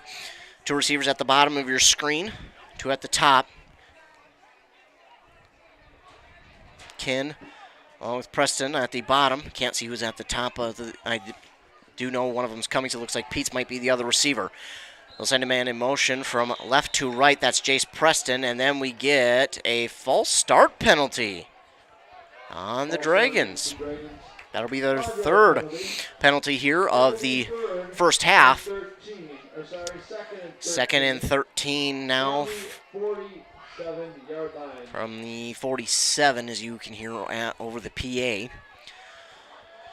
So they get into Mora territory. They get a false start penalty, and that'll set them back to 2nd and long. That is not what you want if you're Pine City. That has been kind of haunting them all season long, those penalties, and they're big ones. Erickson under center. He's going to give the give to Jace Preston off the right side of the line. Makes a nice stutter step, but then is wrapped up with nowhere to go. He might have gained a yard. And not a lot doing on that play, and he's wrapped up by a whole host of Mustang defenders. It'll bring up 3rd and about 12 for the Dragons on the Mustang side of the field with 6:20 to go here in the 2nd quarter. Mustangs lead 31-0 on the final regular season game at Bergloff Dice Field. They'll have trips down to the bottom of your screen for the Dragons. A single receiver at the top with Logan Kalecki to the right of Bryce Erickson. They look to go a little bit of hurry as well again. Getting the call from the sideline, Erickson, he likes to go this spread. We talked to him. He loves when they go spread. Takes the snap. He's looking to his right. He breaks from one tackle, but then he's going to be taken down. And a sack there from number 71. That is Alan Ramberg with the sack. So Ramberg gets the sack, and that will set the Dragons back on their own 45. And that'll bring up 4th down and long. So you get the penalty and then a sack from Ramberg. Bryce Erickson did a good job to sidestep the one, but then Ramberg came in to clean it all up. Cummings will be back to punt it away. There's the grab and the punt. This is going to be a pretty good punt, but it'll be taken in at about the 25, and he's wrapped up quickly at the 30-yard line. Nice tackle there from Ashton Seals. So not a big return. Gets back to the 30. That's about it before a solid tackle from Ashton Seals. 4 will be the punt returner as he only gets about 5. So the Mustangs will have it on their own 30. With 5:11 to go here in the 2nd quarter, they lead 31-0 on that Embrace Orthodontics scoreboard. Embrace Orthodontics, helping you find a smile you will embrace forever. Find out more at EmbraceMN.com. Don't forget, halftime, we'll have that halftime half rack presented by Maxwell Southern Barbecue. Maxwell Southern Barbecue has delivery and takeout available with lunch specials starting at $10. Mustangs take over, and they'll give it off here and nowhere to go. He's wrapped up in the backfield, the ball carrier. Oh, it's actually a fumble. It'll be a loss of 1 on the play. It'll be 2nd down and 11. Loss of 1. 28-yard line. Again, I didn't see it. It's so hard. Sometimes they get so jumbled up so quickly, and sometimes you can't even tell if the ball is out, but it was there. They were able to get back on top of it, but they lose a yard.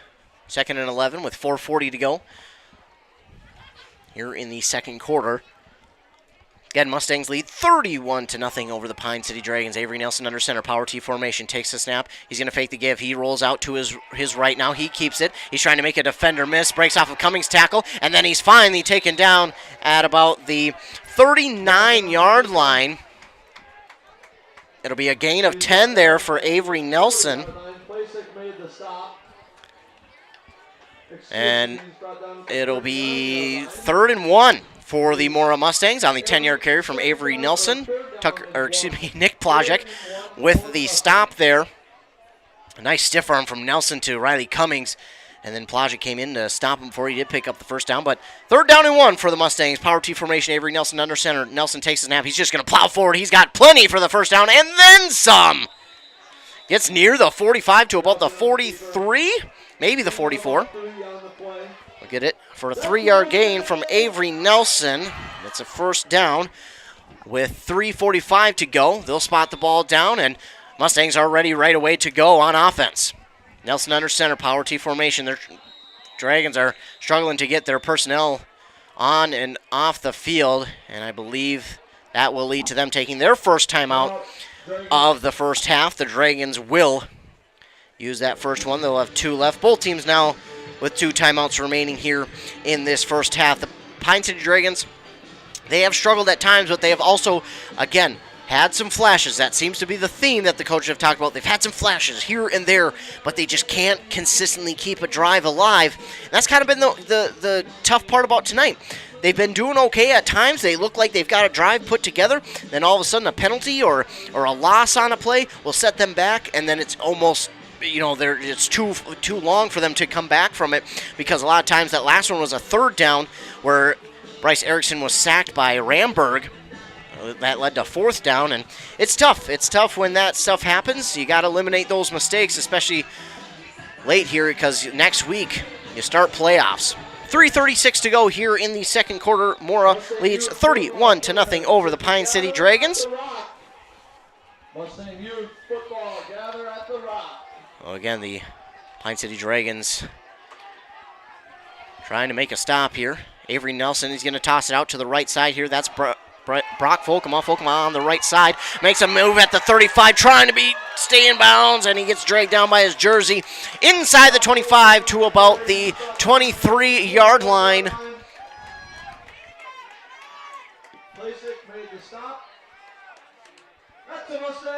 That's 32 yards for Brock Folkema. Brock Folkema already nearing that 100-yard mark. Avery Nelson under center. He's going to give it off here to the left side to Connor Gamal. Connor Gamal is going to be wrapped up quickly there by Merrick Overtomb, but he plows forward past the 20 to about the 18-yard line. It'll be a pickup of about 5 there for Connor Gamal. Second down and 5. Again, they'll go hurry up. Will the Mustangs. Nelson takes the snap. He's going to fake it the one way, and he gave it up the middle. And again, I was fooled on it. On the carry, that's Mason Nelson. Mason Nelson will get it down to about the 9-yard line. Mason Nelson on the carry. He is brought down about the 8-yard line. Blake made the stop. That's a Mustang. And it's a solid pickup there. About 10. So first down and goal at about the 9-yard line there for the Mora Mustangs. And they're looking to score again before half. With 2:40 to go here in the second quarter, 31-0 Mora leads. They're looking to extend that lead here in the next couple of plays. Nelson, under center, takes the snap. He's going to fake it, give it one way, and then I believe that's Mason Nelson again on the carry, getting close. No, they'll say it's Brock Folkema. And he gets it down to about the 5-yard line, pickup of 4. It'll be second and goal from the 5. So 4-yard gain there by Brock Folkema. And we're creeping up with 2 minutes to go here in this first half. Mustangs got 2 more downs to mess with after this one unless they score here. Nelson takes in the play call from the sideline, and under 2 minutes we go. Rushing to the line of scrimmage, Avery Nelson takes the snap, and the give there to Connor Gamal, who spins off a tackle at the goal line, gets in, and Connor Gamal, a 5-yard rushing touchdown there for Connor Gamal, will make it 37-0 in favor of the Mora Mustangs. 37-0, and they will line up to go for the extra point. Lopez will look to kick it through. Snap, spot, down kick is up, and it is good. 38-0, the Mora Mustangs with the lead over the Pine City Dragons. You can see the ambulance and the fire trucks going off to support that touchdown, and the Mora Mustangs lead 38-0 on that Embrace Orthodontics scoreboard. Embrace Orthodontics, your customized smile journey starts with a free consultation. The team at Embrace Orthodontics wants to make your journey as seamless and convenient as possible with custom braces or Invisalign. Find out more at embracemn.com. Of course, in about a minute 45, we will have the Maxwell Southern Barbecue halftime half rack, where you'll text in a keyword to 320-629-7575 for your chance at a half rack rib meal from Maxwell Southern Barbecue in downtown Pine City. Maxwell Southern Barbecue has meat counter offers and butcher fresh meats. They now offer catering as well. They are family owned and operated, and you can follow them on Facebook for info and daily specials. Again, just great people who run that restaurant over at Maxwell's. Such nice people, so friendly. It's always a great time when you get to go in there and eat. They are just great people. I was able to, I do want to thank Matt McCosack. He broadcasted with me last Friday, and we were both talking about how we were just kind of craving that half-rack rib meal from Maxwell's, and he was able to get that for me just the other day, so I do want to give a huge shout-out to Matt McCosack for getting me that half-rack rib meal from Maxwell Southern Barbecue. I was craving it, and man, it was all that I thought it was and more. It was delicious. Lopez will get set for the boot. Stellar steps, and there's the boot. This one will be more of a line drive, and it's nearing the sideline. Peets will pick it up. He stumbles, nearing out of bounds, but he's on the sideline. Oh, my goodness, tiptoeing on the sideline, and then he's finally pushed out. Where will they spot him? Braxton Peace does a tightrope act on the sidelines, and we'll find out where they spot him. It looks like 45, maybe? They'll spot him at the 44, so a nice return there from Braxton Peets. Braxton Peets, again, he was on the sidelines, and it looked to be a dangerous thing that he picked up the ball, but he did, and then he did a tightrope act. Was able to get a good chunk. Erickson under center. He's going to hand it off here to Jace Preston off the right side. He makes a move, cuts it back up the middle, falls forward past the 45 to about the 47-yard line. That'll be a pickup of 3 yards, but there was a fumble. A fumble on the play and another turnover. Nathan Nelson with the recovery on the fumble. So Preston picked up about 3 yards, but he fumbled it, and that is the second turnover by the Dragons, and that'll give it right back to the Mustangs with 1:30 to go here in the second quarter, and they will look to score again to try and extend their lead even further before halftime comes. So ball is on the about 48-47 of the Dragons. So Mora will start with the ball in plus territory on the turnover.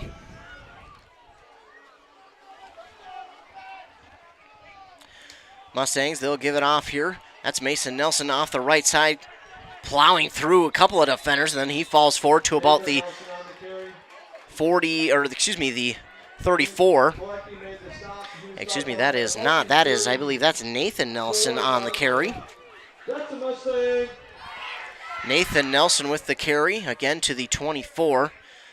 Solid pickup of 23. So Nathan Nelson gets the ball for the first time and picks up 23.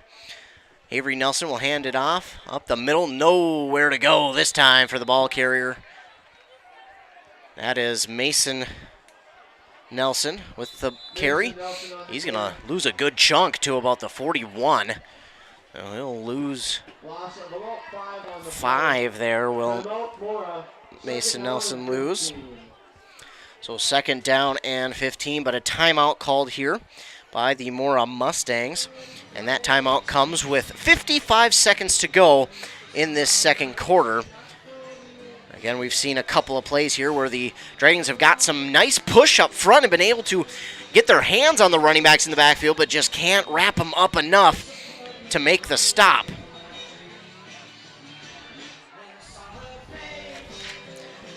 So the Mustangs with the timeout called.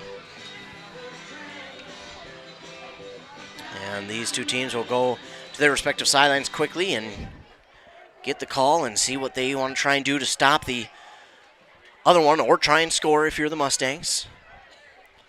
Again, 55 seconds to go here in the first half, 38-0 on that Embrace Orthodontics scoreboard. Connor Gamal will come in for Mason Nelson quickly after that timeout. 38-0. Avery Nelson and company move to the line of scrimmage. Nelson tries the hard count. Dragons don't bite. Tries it again. They don't bite. So he tried to go for the hard count twice there, but Doesn't get the Dragons to bite.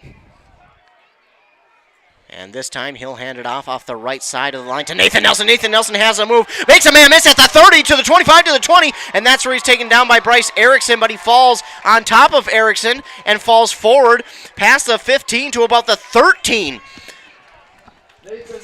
A huge gain there of about 25 for Nathan Nelson. A big gain there, and first down and 10 for the Mustangs inside the 20.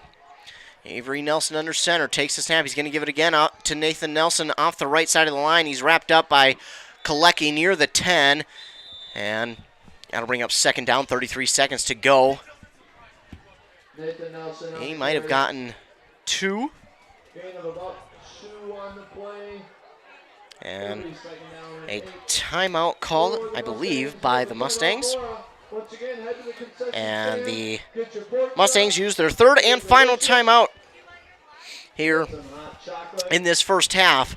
So the Mustangs, with 33 seconds left, no more timeouts, and they lead 38-0, will look to score again to extend their lead before the end of the first half.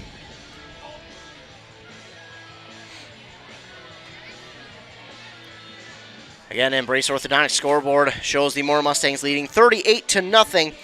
Embrace Orthodontics, they will do all the insurance heavy lifting for you. And if you don't have insurance, ask about financing options. They'll find a plan to fit your budget at embracemn.com.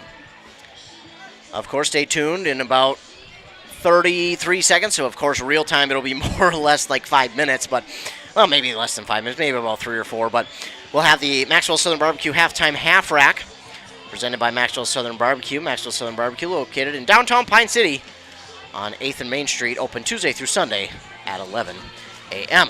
So both teams back out onto the field out of the timeout. Again, Mustangs don't have one to use now the rest of the way in this first half. Of course, only 33 seconds to go, so they'll have to go hurry up. Avery Nelson under center takes the snap. He's going to give it off here to Mason Nelson off the left side. He is patient off the off-tackle carry. It's inside the 10 to about the 6-yard line. It'll be a gain of about 6 there for Mason Nelson. And it'll be third down. Mora takes the snap. Handoff up the middle, and that is, can't see the number, I believe that's 24. I'll wait for the official announcement. It is a touchdown, by the way, for the Mustangs. And didn't see who scored that touchdown. Tucker Haas with the touchdown for the Mustangs. And they extend their lead here. Not sure if they're going to try and go for 2 or 1. Looks like maybe 2. Nope, they're going to go for the extra point. Lopez wasn't sure to get out there or not. That's going to be a delay of game penalty. So the miscommunication on getting the personnel out there. So that'll back them up 5 yards, and we'll see if they still want to try and kick the extra point. I'm assuming they will with 11 seconds to go. They lead 44-0 over the Pine City Dragons. Lopez with the kick. It is up, and it is good. 45-0, the Mora Mustangs lead over the Pine City Dragons. The Mustangs well on their way to what they hope is a victory here in the regular season finale. Up on that Embrace Orthodontics scoreboard. Embrace Orthodontics custom braces earn Invisalign with 3 locations in Pine City, Lindstrom, and Cambridge. EmbraceMN.com. Stay tuned. In about 11 seconds, maybe right after this kickoff or shortly after the kickoff, we'll have the Maxwell Southern Barbecue halftime half rack, of course, presented by Maxwell Southern Barbecue in downtown Pine City. They do have delivery now, as well as takeout, and they have lunch specials starting at $10. Of course, they do have meat counter offers and butcher fresh meats. Wake me up before you go. Yeah, it's a great, man, they have been playing some bangers here tonight. They're playing great music. Pre-games had some great music. In between plays and scoring plays, they have some great music. Whoever the DJ is playing the music, keep it up. 45-0, the Mustangs have the lead over the Dragons as we get set for the kickoff here from Lopez.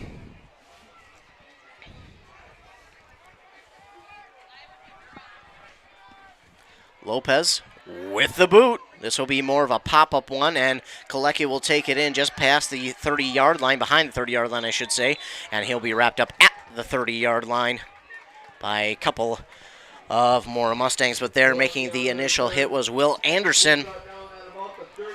And the Dragons will start at their own 30-yard line with 7 seconds to go here in the first half, and they have had plenty of opportunities on offense. And I'm assuming we'll see one play, probably a run play by the Dragons, and then we'll head to halftime here at Berghoff Dice Field in Mora, Minnesota. Best thing you can hope for here for the Dragons is they pop one off and they go for 6. They're going to fake the run, and now under pressure is Erickson looking for Cummings, and it's incomplete.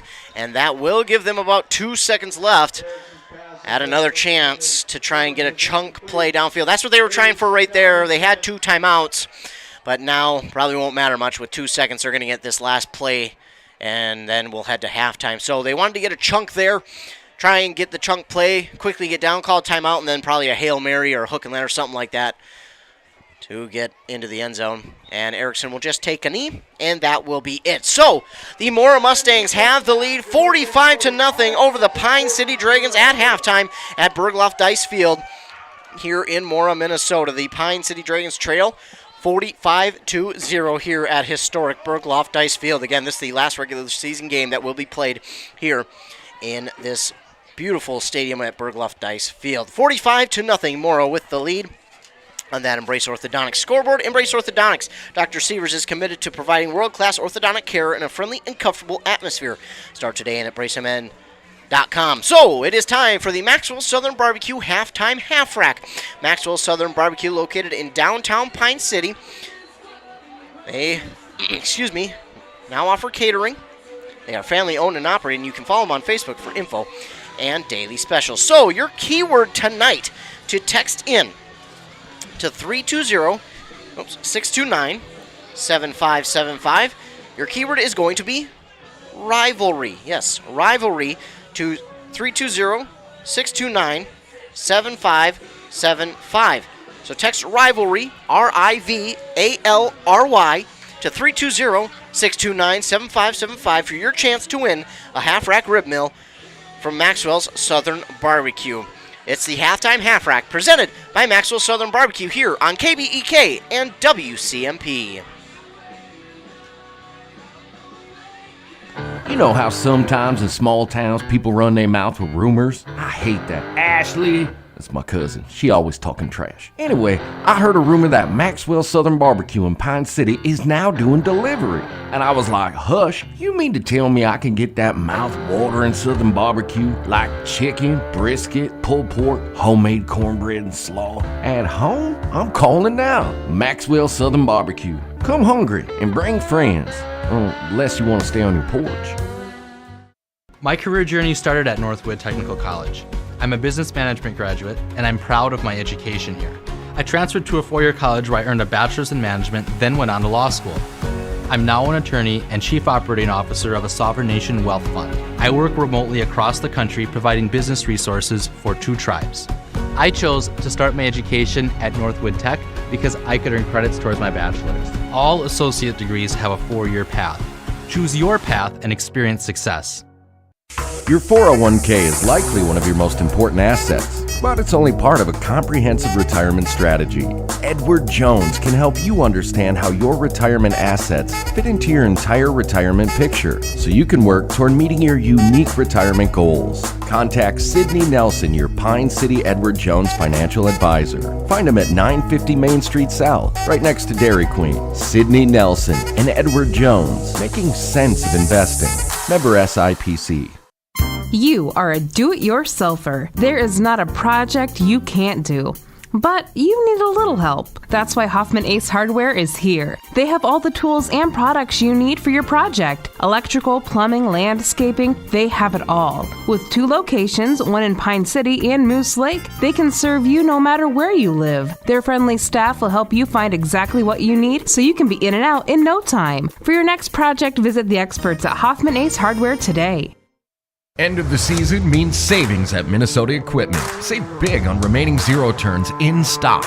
Bravely, Aaron's, Toro, and John Deere. Buy now with 0% financing available. That's 0 on zero turns. Need a walk behind instead? I got plenty of those too. On site and ready to go. The knowledgeable staff will get you the machine that fits your property size. Minnesota Equipment. Your neighbors. Your experts. Your neighborly experts. Highway 65 in Isanti or at minnesotaequipment.com. And welcome back to what has turned in to be an incredible display of lunchtime. Yeah, the team from Maxwell Southern Barbecue has really made things interesting. I'll be honest, I haven't seen a $10 lunch package played this well in decades. Maxwell's lunch game really is impressive. Philly cheesesteak sandwich, wings and fries, pulled pork, and gyro and fries, each for $10. Coach Dennis really has this team rolling. $10 lunch? That's tough to find in Pine City. Maxwell Southern Barbecue. Come hungry and bring friends. Bring them to lunch for $10. $10 lunch. What a play! Almost Yours Gun & Pawn is not your typical pawn shop. Almost Yours Gun & Pawn is every sportsman's one-stop shop for new and used handguns, shotguns, hunting rifles, ammo, and more.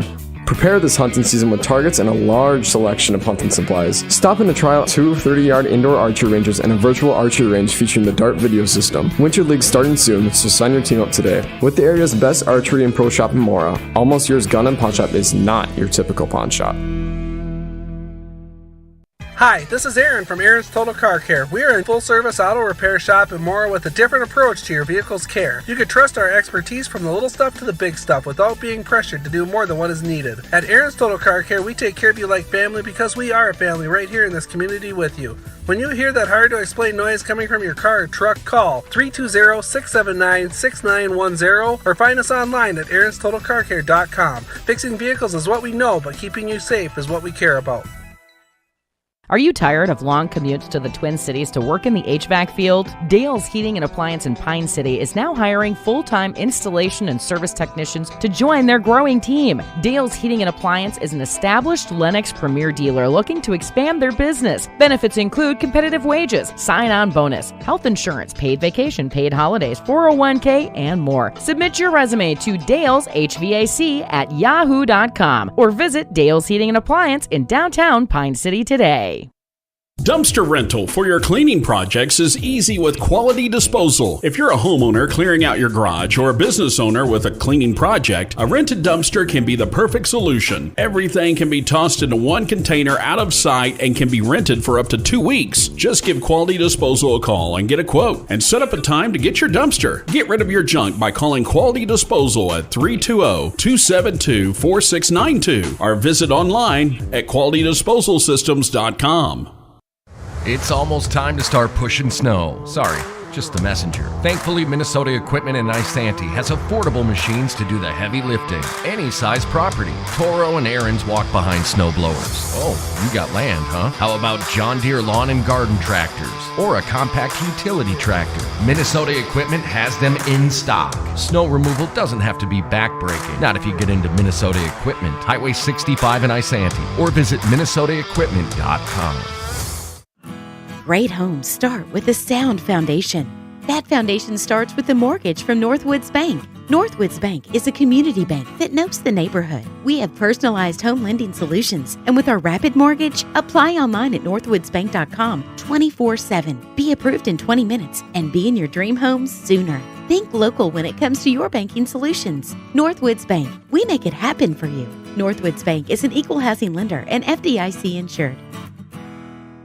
At Stearns Bank, we're proud to get together to cheer on Dragon Athletics, and we believe that we can always go further when we work together. Whether you're earning your next big win on the field, on the court, or in the arena of life, surround yourself with a team focused on integrity, accountability, and hard work. Put our top-performing team to work for you. Visit our local Pine City branch on Hillside Avenue, call us at 320-629-6713, or explore more online at stearnsbank.com. Go Dragons! Stearns Bank, member FDIC, equal housing lender. Back here on 106.5 FM, AM 1350, and 95.5 FM. This simulcast on WCMP and KBEK here this evening. It's a rivalry game between the Mora Mustangs and the Pine City Dragons. So far, that first half heavily on the Mora Mustangs side as they lead 45-0 here at halftime at beautiful Bergloff Dice Field in Mora, Minnesota. This is the last regular season game at Bergloff Dice Field here in Mora before they move to their new football field over at the new school, which will be a turf field for the Mora Mustangs after this season. Next year, they'll be playing on turf, but this year they're trying to wrap up the regular season here on Bergloff Dice Field with a win. So far, so good. 45-0 here in the first half for the Mora Mustangs. Again, it has been an onslaught of running the ball so far here. Leading the way for them is Brock Folkema. 7 carries, 113 yards. And believe it or not, he only has 1 touchdown on those 7 carries. It seems like he'd have more, but yeah, he has 4 carries of over 10 yards, or of 10 yards or more. 3 carries of over 20 yards in that first half. So he leads the team in rushing 7 for 113 yards. Then Connor Gamal, 8 carries, 49 yards, but he has 3 touchdowns on the evening so far. He has 1 receiving from a 15-yard receiving touchdown and 2 rushing from 5 or less in. Excuse me, that's how he has 3 touchdowns. Another touchdown there from Tucker Haas, 2 for 15 for him. And then 3 carries for 30 yards from Nathan Nelson. He had 2 carries over 20 yards on his first 2 carries of the night. So 5 touchdowns here in the first half. They had 2-point conversions on their first, 3 or 4 touchdowns, and then they went to the extra point. So, again, a great first half with 3 touchdowns. They had 24 points up on the board, and they had scored, 2 more since then. Or, 3 more since 24-0. Yes, I can math, I promise. But it is 45-0 here. After 1 half of play, 24 points scored in that first quarter by the Mora Mustangs. Of course, they did have a punt return from Trenton 4 from 50 yards away. Their offense didn't even have to touch the field that time as he took it in from the 50-yard line and found some room down the right side of the field. Broke off a couple of tackles and even stiff arm and took it the rest of the way. I was trying to figure out where that other touchdown came from. I knew I was missing one, but yes, they did score that punt return touchdown from Trenton 4. And Trenton 4 has had a few really good returns. There was a couple where he was stuffed nearly immediately by the Dragon special teams unit. But for the most part, again, it has been all Mora here in this first half. Over 200 yards rushing already in the first half. And I believe they will continue with that in the second half. Avery Nelson, 1 for 2 in the first half with a touchdown to Connor Gamal. They had about 5 offensive possessions, no penalties, 2 takeaways, and no turnovers as well. So a near picture-perfect first half for the Mora Mustangs against their rival Pine City Dragons. It has been a fun one if you're the Mora Mustangs. If you're the Pine City Dragons, you want things to turn around. You've had flashes there in that first half, and that's a theme that the Dragons coaches have been talking about all season long is just flashes. They keep getting these flashes of good, of things that they want to see, and they're only flashes, and they're not consistent in it, and that's what they're hoping to see is more consistent. Now, we've seen more of those flashes here tonight, and by more, I mean like number-wise, more of them tonight than previous nights. Previous nights maybe 2 or 3, but tonight we've seen a lot of those flashes. But the coaches, of course, and the players don't just want the flashes. They want to be consistent on their drives. Pine City has had the ball about 7 times on offense. They've had 3 penalties, 2 in the first quarter, and then 1 in that second. And they've had, of course, 2 turnovers. So it's been a rough go of things here in that first half, as I mentioned. Kind of been flashy here and there with their plays. They've had they've had a couple of them where it's like, oh, they look like to be putting together a drive, and then it's all of a sudden the drive gets killed by a penalty or a big loss of on a run play, and it's just been tough. You look at the leading rushers, it's Logan Kalecki, 11 carries for 42 yards. He doesn't have a run of over 10 yards, and his longest run here tonight is 7 yards. The next closest guy is Jace Preston, 4 carries, 9 yards. Kubesh has a 1 carry of 2 yards, and that's pretty much all the offense there is to talk about for Pine City. Bryce Erickson went 1 for 5 in that first half, passing the ball with a 12-yard catch and run on a screenplay to Logan Kalecki, and Kalecki has been the workhorse here tonight, and I think it was their second to last or third to last drive in the first half they had, where it looked like they were moving the ball pretty well. They were moving it pretty well. They had a first down and long, and they did a screen to Logan Kalecki. Then they just fed him the ball. I mean, I think it was like 5 consecutive plays where they gave him the ball, and he had them 2 first downs.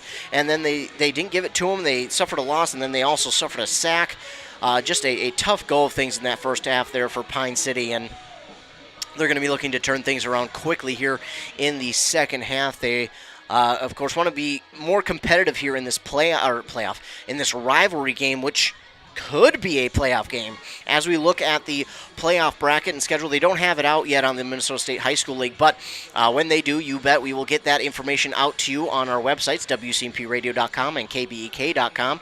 We'll let you know who's playing where and when and who they'll be playing as well. So the Pine City Dragons and Mora Mustangs could meet again right back here at Bergloff Dice Field in Mora next Tuesday for the first round of the playoffs. It all depends on what happens tonight in the football world between Spectrum, St. Cloud Cathedral, Foley, of course, Pine City Mora. They're really controlling their own right now, and then Annandale. So everyone but, I think, Malacca, and actually I think Foley's kind of set. So everyone but Malacca and Foley we have to watch for here tonight to see where the Dragons will wind up playing and where the Mustangs will wind up playing as well. I believe it will be Malacca will get that first round bye, and then, it will be either Mora or Spectrum grabbing that number 2 seed. We'll have to wait and see. Of course, stay tuned to 95.5 FM and 100.9 FM. We'll keep you up to date on the morning shows at 7:30 and 8:30 with Rockin' Robin Riley on 95.5, and at 7:45 and 8:45 on 100.9 FM on the morning show with Joshua Miron. Stay tuned, and as we will keep you up to date on everything high school sports related. Playoffs, seedings, who they'll play, awards. We'll keep you up to date on all of that stuff on our morning shows as well as our websites. Anything Game Day Gilman bringing you all the action from tonight's game. Want to thank again, give a huge shout out to head coach Troy Erickson of the Mora Mustangs for doing an interview with me before the game here tonight. Just thank you so much to him for taking time out of his day to do that interview. It's greatly appreciated. Of course, a long history here. He was a part of the coaching staff way back when he played under that great coach, and he played under him, and then he coached here for so long, and now he's the head coach, and a few of these coaches played and or coached on that staff, so just a lot of history here at this field. And as he mentioned in that interview, he said it kind of is hitting home for a lot of them right now because this is the field that they played on and had state participants in. So this is a night that they'll remember for a long time, as it will be the last regular season game. Of course, as I've mentioned before, they could be playing right back here next Tuesday, but we'll keep you up to date on all of that. Thank you as well to the co-head coaches on Pine City side, Nate Fort and Andrew Berger, for providing the interviews that we do every week, as well as the senior captains and Nick Plajek and Bryce Erickson, and the junior captain Tucker Kubish. Thanks to them for doing that for the senior spotlight one final time this season. Thanks to them for doing that. It's been great to be able to interview them and talk to them and get to know them just a little bit more each and every week. So we're about a minute away from kickoff here in the second half. We'll take one more commercial break, and when we come back, action will be started in the second half. You're listening to football on WCMP and KBEK. With high school sports season here again, Wellia Health wants to remind you that they want to help your athletes stay in the game. Sports medicine services are available at every Wellia Health campus. Whether it's the young athlete, the weekend warrior, or the accomplished athlete, injuries can happen. Get back in the game by calling the sports medicine experts at Wellia Health, 320-679-1313. Wellia Health. Live life well. Are you interested in a technical degree that can quickly help you land your dream career? Or maybe you've always dreamed of going to a four-year college, but you'd like to start close to home. Either way, Pine Technical and Community College has you covered. PTCC offers more than 50 degrees in hot fields like healthcare information technology, advanced manufacturing, and business. PTCC is now accepting applications. Financial aid may be available online at pine.edu. Starting out or starting over, find your future at Pine Technical and Community College. You see the clock at 0. That means we are set for second half action here in Mora at Bergloff Dice Field. I believe it will be the Mora Mustangs who will receive this second half kickoff as Pine City started with the ball in that first half. So the Mora Mustangs and Pine City Dragons waiting to get back out onto the field, as the Pine City Dragons will be the ones kicking it away to the Mora Mustangs offense that got hot early on and stayed hot throughout that entire first half. And they'll look to get right back to where they started here as soon as they touch the field. It started out as actually a pretty decent night. When I got here, it was about 52 degrees, but certainly as that sun has set, we have cooled off quite a bit. And I think it's Friday, Saturday, Sunday, we're going to be 60s, in the 70s even. So tonight a chilly one, not cold per se, but chilly. But yeah, I think Friday, Saturday, Sunday, if they could have had those games then, man, it would have been a lot different. But as my app tries to update, well, it says it's okay. That's better. 34 degrees here. Now we sit in Mora, Minnesota at about 8:30 p.m. on a Wednesday night. These Wednesday games are so weird, especially for me. I do the sports at the radio station, and it throws me off so much. I keep thinking it's Friday. I keep thinking I don't have to go into work tomorrow, but I certainly do. I promise you that.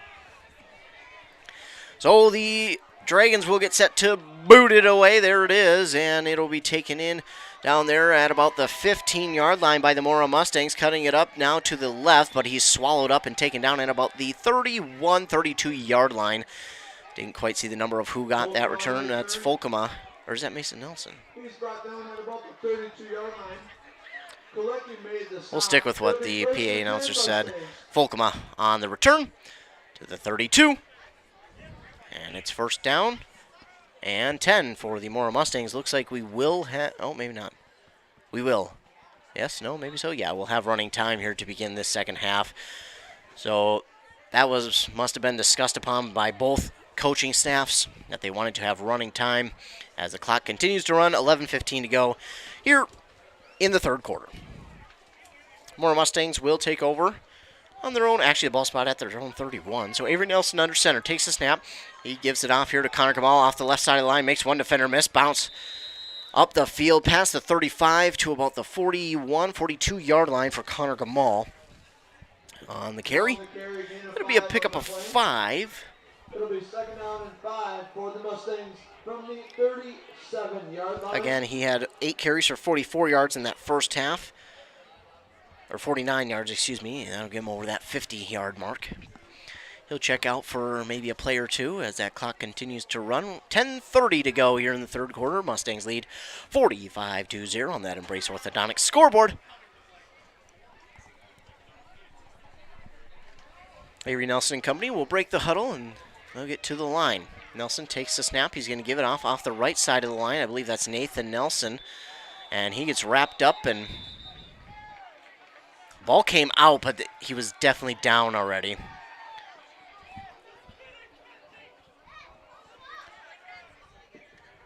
So Mason Nelson on the carry. On the play for the Mustangs. It'll be 3rd and 2 from the 39-yard line.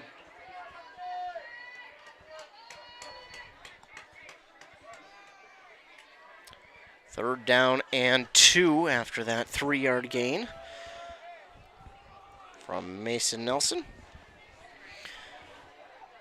Mustangs have it at the 39-yard line. Third down and a long 2 to go. Avery Nelson under center. Nelson takes the snap, tosses out here to Connor Kamal off the right side of the left side of the line, makes a man miss, spins around a defender at the 47 and falls forward past the 50 to the 49. It was Bryce Erickson who tried to make the stop. He'll get a hand on him, but it'll be enough for a first down. Seals on the stop. That's Gain of about 10 there for Connor Gamal.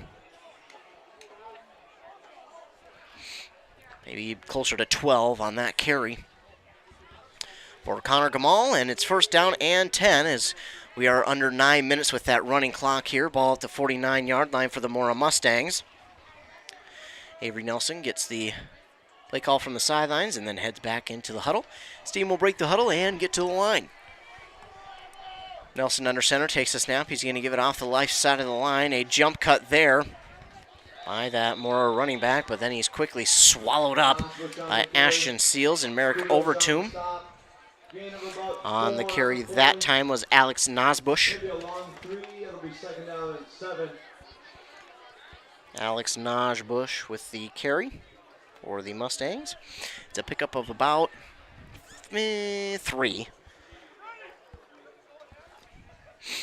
A gain of 3 there for Nosbush, and it'll be second down and 7. More or less a long 6. Nelson, under center, takes a snap. He's going to toss out to the right side of the line now for Nathan Nelson. Nathan Nelson off the right side of the line. He gets wrapped up near the first down, but I think he has enough. Depends on the spot. He gets past the 40 to the 39, and it will be enough. An 8-yard gain there for Nathan Nelson. And it's first down and 10 for the Mustangs. On the Dragon side of the field at the 39 with 7.5 minutes to go here in the third quarter on that Embrace Orthodontics scoreboard. Embrace Orthodontics will do all the insurance heavy lifting for you. If you don't have insurance, ask about financing options. They'll find a plan to fit your budget. EmbraceMN.com.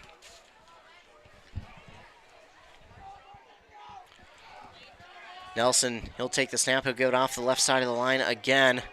This time to Nosbush, and Nosbush has a nice carry again, past the 30 to about the 28. It's going to be a gain of 11. And another first down there for the Mora Mustangs. Mora Mustangs first down, under 7 minutes to go here for the third quarter. And the Mustangs, another nice drive going here. With more of the backups in there in the backfield. Nosbush, one of them, has 2 carries now for 14 yards. That last one for a first down. Avery Nelson brings his company to the line. Takes a snap. Give up the middle, and we didn't get a whistle. Really hard to tell who was carrying the ball there as we didn't get a whistle, and then all of a sudden he broke free out of the pile, and then they blew the play dead. Not 100% exactly sure what happened there. Mason Nelson on the carry, loss of 1. Mason Nelson on the carry on a loss of 1. So no whistle was blown. At least I didn't hear one, and then he broke free out of the pile. I was looking to score a touchdown, but then they whistled it dead, so interesting. It is going to be a loss of 1 there for Mason Nelson. And they'll get to line, second down and 11. 5:30 to go here in the third quarter. Avery Nelson will toss out to the right to Nathan Nelson. He breaks a tackle, cuts up the field to the left, taken down by Tucker Kubish at around the 25, maybe mark at the 24. It'll be a pickup of 6 for Nathan Nelson. It'll be third and about 6 for the Mustangs with 5 minutes to go here in the third quarter. Mustangs lead 45-0. Really not trying to put too many more points up on the board are the Mustangs. They've got probably all they'll need. Third quarter winding down, under 5 minutes to go now. Again, that clock has been running since the half began because coaches got together and talked about it. Avery Nelson tries the hard count, tried to get Pine City to jump. They do not. They do a good job of holding, staying on sides. Nelson will line up, and he'll hand it off to the right side to Nathan Nelson. Nathan Nelson cuts it upfield, cuts it out to the right side, then wrapped up by his ankles. And where will they spot him? At about the 20-yard line. It's a gain of 5, but maybe not enough for a first down. Gain of about 4 on the play. It's 4th and 3 really? For the Mustangs. So they spot that like right at the 20, and that should be fourth down and about 1, maybe? 4th and 2? Yeah, we'll call it 4th and a long 2 here for the Mora Mustangs. With under 4 minutes to go, Avery Nelson under center, power T formation. He's going to carry it himself up the middle, and he's got plenty for a first down. Whistle blows. He gets to about the 17, 18-yard line. It'll be enough for a first down. And we're going to get an official's timeout here. It looks like we have an injured Mustang. So an injured Mora player down. We'll take a quick commercial break. It doesn't matter if you're looking for this, these, or parts for this. One of these, or some of this. Is that paint drying? Yep. Hoffman Ace Hardware has what you need. Drills, grills, screws, bolts, chainsaws, and the friendly staff to help you find what you need to finish any project. Hoffman Ace Hardware in Pine City and Moose Lake. Become an Ace Rewards member and save some of this. A&W Restaurant Pine City is still making fresh root beer. That signature item since 1919. It's still made fresh and on site with real cane sugar and a blend of secret ingredients. It doesn't get any better than this. Their world-renowned A&W root beer is a classic treat, and they can top it off with creamy vanilla soft serve to be known as the famous A&W root beer float. Now that's smooth, tasty, and refreshing. An American iconic A&W root beer float. It never tasted so good. A&W Restaurant Pine City. Come grab your root beer float today. If you've been injured in an auto accident or have sustained other personal injury, you don't have to leave town to get good representation. Spear and Swanson attorneys at law in Pine City are experienced and will work on your case with no fee until they get you money. They also handle divorce and custody cases, criminal defense, including DWI and other legal matters. Spear and Swanson is your local law firm that cares about you. So if you need legal representation or advice, call 320-629-7586. Spear and Swanson, attorneys at law in Pine City. Back here on our simulcast at WCMP and KBEK 106.5 FM at AM 1350 and 95.5 FM KBEK. It's Bennett Pearson, who was the injured Mora Mustang. He was able to walk off with some help from his teammates, but then he walked off the rest of the way to the sidelines. He's upset that he's hurt, and hopefully he's okay and able to. He'll probably stay out for the rest of the game, but hopefully he's able to come back healthy for next week. The playoffs. The handoff here to Nathan Nelson. Tries to jump cut, and then he's wrapped up by Nick Plajek. Then he rides the defender for a couple of yards to about the 15. It'll be a pickup of 3 there for Nathan Nelson. Nathan Nelson. Apparently I made a tongue twister for myself. Gain of 3, it'll be 2nd and 7 now for the Mora Mustangs with 3 minutes to go as that clock continues to tick again. Both coaching staffs got together, talked about it, said, hey, we're going to have running clock here for the second half, and it has been running since the kickoff was kicked away, other than that injury that we just had for Pearson. That's when they stopped the clock. But other than that, it's been all Mora here in this second half so far. They've taken up nearly 10 minutes of clock. Again, running clock, but still nearly 10 minutes of clock. They toss out to the left side for Mora, and that time the carry there for, I want to say that's Mark Perry, the senior, number 32. Carries it down to about the 11-yard line. 34, excuse me. 3rd and 3 for the Mustangs. Mark Perry with the gain of about 4 for the Mustangs, and brings up 3rd down and 3. 2 minutes to go. Avery Nelson takes the snap. He's going to hand it off up the middle here and walking into the end zone. Untouched, but we do have a flag. Late flag. Will this touchdown stand? We'll see. We do have a flag. Could this be the first one on the Mustangs, or will it be on the Dragons? We'll have to wait and find out. On the carrot, looks like it might be on the Mustangs. Looks like they're moving back. It's going to be holding on the Mustangs. That'll be their first penalty of the night here. Their first one coming, and that's unfortunate because that was a touchdown run. Touchdown run there for, I think that's Perry. It will be 3rd and about 10. It's either Tucker Haas or Perry. Looks like we've got a new quarterback in there. Number 5, Josh Hegerness. He'll be under center now in the power T formation. And he'll give it up the middle again and into the end zone are the Mustangs from 17 yards out. Maverick Sutherland with the score. Number 22. Maverick Sutherland with the carry.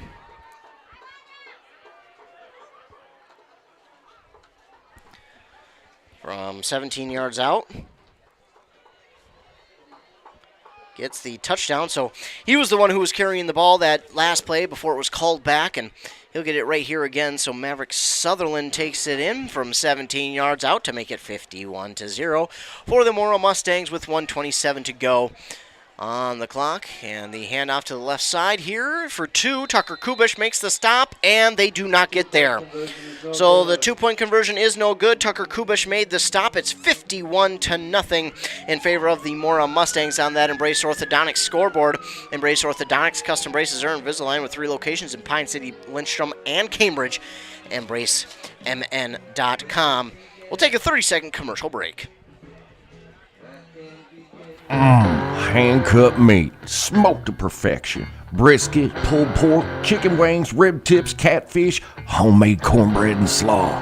Oh, that's Southern barbecue. My mouth's watering. Yours too, I can hear it. Bet you're wondering where to get some of that. Maxwell Southern Barbecue in downtown Pine City, that's where. I was surprised too, like Pine City has a downtown? I guess. Find Dennis and the crew at Maxwell Southern Barbecue on 8th and Main. Open Tuesday through Sunday. Eat in, take out. Come hungry and bring friends.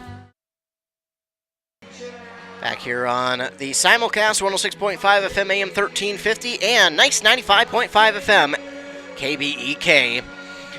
Sweet Caroline, let's all sing it together. Bum, bum, bum. 51-0, the Mustangs lead over the Pine City Dragons here at Berghoff Dice Field, the last regular season game to be played at Berghoff Dice Field before they switch to their new turf field next year at the new high school.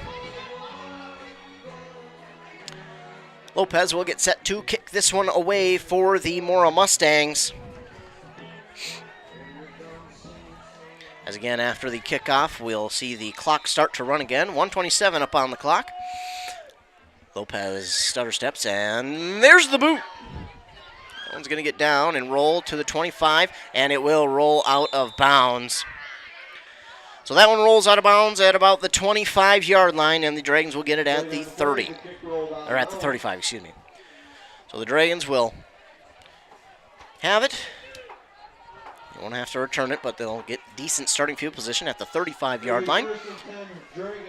The clock, I believe, will now stop until the Dragons run a play on offense because of the penalty. 51-0, and the Dragons make their way out on the field after Mora uses up over 10 minutes of clock on that drive. The clock does now start, and the Dragons get to the line of scrimmage. Send a man in motion, and they're going to hand it off here to Jace Preston. Nope, that's Ashton Seals, and he's wrapped up at the 35. No gain there for Ashton Seals. And that'll bring up second down and 10. Clock continues to run under a minute now here in the third quarter.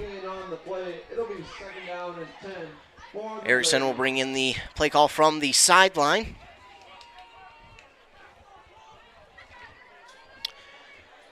And he'll line his team up. He'll go under center, power T formation.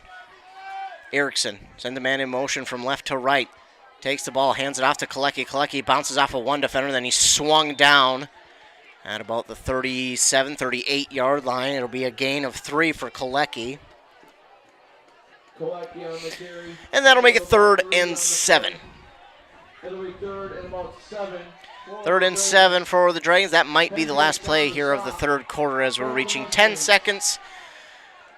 And that will. So the Dragons will walk to the sideline. They'll move down to the other side of the field. And the Dragons will go into the fourth quarter trailing 51-0. And the ball is spotted at the 37-yard line when we come back out of this change of quarter. 51-0 on that Embrace Orthodontics scoreboard in favor of the Mora Mustangs. Embrace Orthodontics. Dr. Severs is committed to providing world-class orthodontic care in a friendly and comfortable atmosphere. Start today at embracemn.com. Back after a 30-second commercial break. Dude, almost yours. I know, I can't wait. I've had my eye on this gun for like a year now. No, dude, almost yours. Yeah, I know. I just need to save up more money, then it will be mine. Haha. Dude, listen, Almost Yours Gun and Pawn in Mora. Why pay way more for that brand new gun when they have guns at Almost Yours Gun and Pawn for a fraction of the price? On top of that, they have almost all the bullets you could ever need. Yes, this gun will be mine. Dude, did you even listen to a word I just said? Almost Yours Gun and Pawn in Mora. Want to give a huge shout out to all of our fine sponsors who sponsored this broadcast tonight on WCMP and KBEK. Dragons have it at the 38-yard line. Clock runs 51-0, and the give here to the running back, he gets stuffed at the 40. And that is, can't see the number, Preets on the carry. Gets it to maybe the 41. It'll be gain of only a couple and bring up fourth down. About 5 on the play. Perry on the stop. I say a gain of 5, but I think you only gained 2. It'll be 4th and 5 for the Dragons. Fourth down and 5 to go here for Pine City, and they'll go for it here. Not anything to lose, as I believe Elliot Blotz is out there at quarterback. The give to Braxton Peets. He ducks under one, and then he gets back to the line of scrimmage, and nothing more than that. Well, no gain there. That'll turn the ball over on downs, and the ball will go back to the Mora Mustangs. 11 minutes to go, and the clock continues to run as we have running time here since the beginning of the second half. We'll probably see the backups for both of these teams from here on out, and, well, I spoke too soon. We still got Preston and Kalecki out there on the defense, as well as Bryce Erickson will make his way back out there, as well as John Mead, Tucker Kubish, Zach Watts. So not quite yet. Backups won't come in just yet, but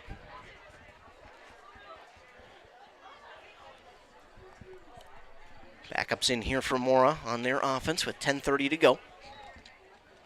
Their offense comes to the line and handoff up the middle following his blockers, getting a good push, breaking through the line. He gets down to the 35.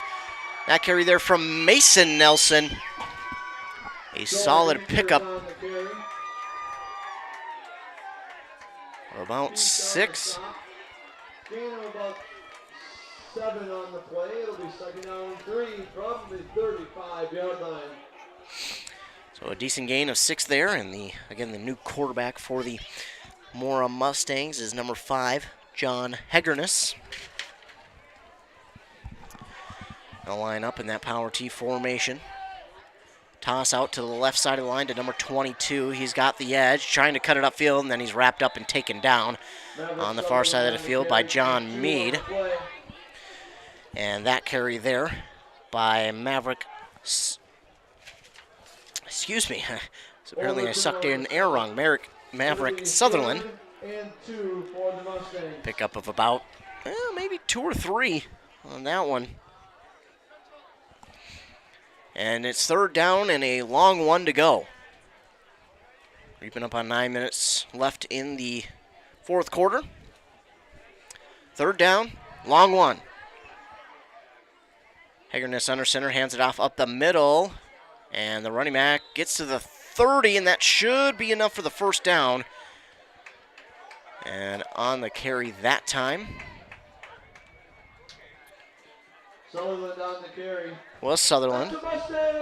And he gets enough for the first. First and 10 Mustangs from the 30. So first down and 10 for the Mora Mustangs with 8.5 minutes to go here in the fourth quarter.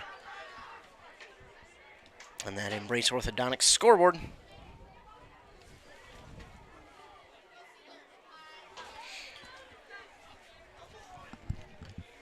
Mora Mustangs get to the line. Their backups in. Hegerness under center. Power T formation. Takes the snap. Hands it off on the outside to Maverick Sutherland. Mark Perry on the carry. Excuse me, Perry. Short gain on the play. He maybe picks up a yard. Second down and 9. Mark Perry. It'll be 2nd and 9 now. All on the 29-yard line with under 8 minutes to go on that Embrace Orthodontics scoreboard. Mustangs lead 51-0. Embrace Orthodontics, helping you find a smile you'll embrace forever. Find out more at embracemn.com. Mora will get the call in from the sideline. Will Hegerness, the quarterback. And he'll quickly get his team to the line. Hegerness takes the snap, gives it up here to Perry, I believe. And he gets near the 25 to about the 26. Troy Baker's on the carry. Gain of about 3 on the play. It's 3rd and 6. Troy Bankers is the ball carrier.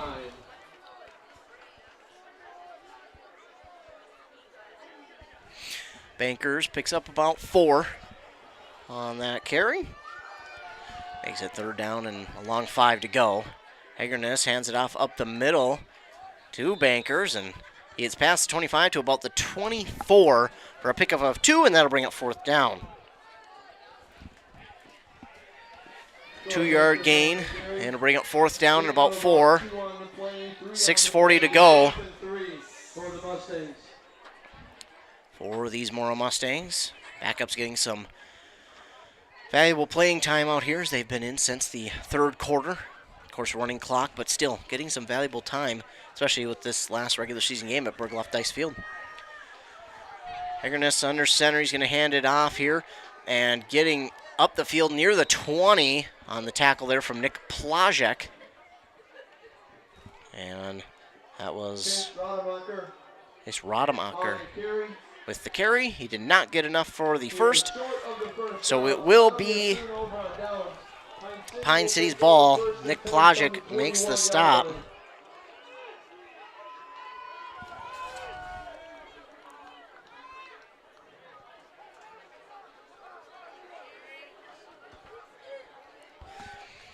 So the Pine City Dragons will take over on downs after the tackle from Nick Plajek forces the running back to be short of the 1st down. 5:38 to go. Ball spotted at the 21-yard line, and we get the timeout called here by the Pine City Dragons. They'll have 2 left. Mora still has all 3 here in the second half. Forgot to put that back up on the board after the start of the second half.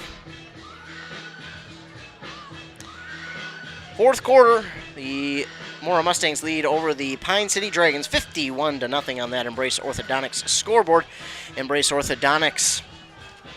Your customized smile journey starts with a free consultation. The team at Embrace Orthodontics wants to make your journey as seamless and convenient as possible with custom braces or Invisalign. Find out more at embracemn.com. Mora well on their way to a 5-3 finish on the season and getting the last regular season win here at Bergloff Dice Field. And they are hoping that they can have one more game here. That playoff game next Tuesday, they're hoping they can have that here at Bergloff Dice Field. Because, again, this will be the last game that's played here, unless they play here next Tuesday, before they move to their new turf field next year at the new school. 51-0. Both teams get back out onto the field after the timeout. And depending on what Pine City does here, we could see the clock run out. New set of players in there for Pine City. The handoff goes off the right side of the line, and he gets to about the 24. Does the ball carrier. That time the ball carrier didn't see the number. Tried to get it before he went into the huddle, but didn't quite see it. Out there now is Austin Wiener at quarterback. We got some score updates real quickly here. Ended up beating Litchfield 35-0.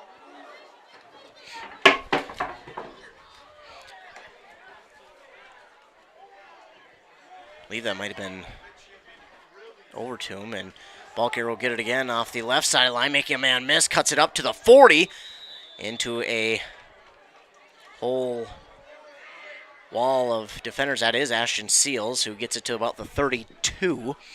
Seals on the carry, tackled by the stable of Mustangs. So he'll have the first down. Holy Family 20-15.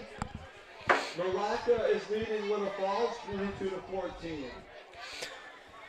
Those are your section score updates. We're trying to get the section updates. Malacca, Foley all leading. Annandale leading as well in their game. Wiener sends a man in motion, gives it off to Braxton Peets off the right side line on the jet sweep. He cuts it out to the right side, cuts it up the field now, and he is near the first down before he's pushed out. He might have enough for the first down. He will. It's a gain of about 12. He picks up the first down for the Dragons. Troy Baker. Maybe call it even 12 yards for Braxton Peets. 44-yard line. And a new set of downs before being knocked out of bounds. 3:40 to go here in this fourth quarter with the Mustangs leading 51-0 on that Embrace Orthodontics scoreboard. Wiener will line up in the power T formation, giving it up off the middle, past the 50 for the ball carrier. And that is number 77 with the carry. Did I see that right? Johnson on the carry. Looked like Caleb Hall, but I don't think I see. I don't think I seen that right. I believe it was Tucker Johnson. It was Tucker Johnson with the carry. I didn't think I seen that right, but hey, you never know. Johnson with the carry. He picks up about 9 yards. It'll be 2nd down and 1. Then the give that time to Tucker Johnson again.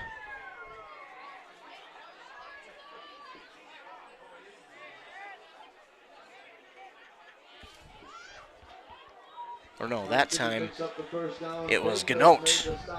It's 1st and 10, Pine City from the 45-yard line. Landon Ganote on the carry that time. He picks up just enough for the first down, about a gain of 2. Austin Wiener lines up under center. About 2:10 to go here in the fourth quarter. Braxton Peets in motion from left to right.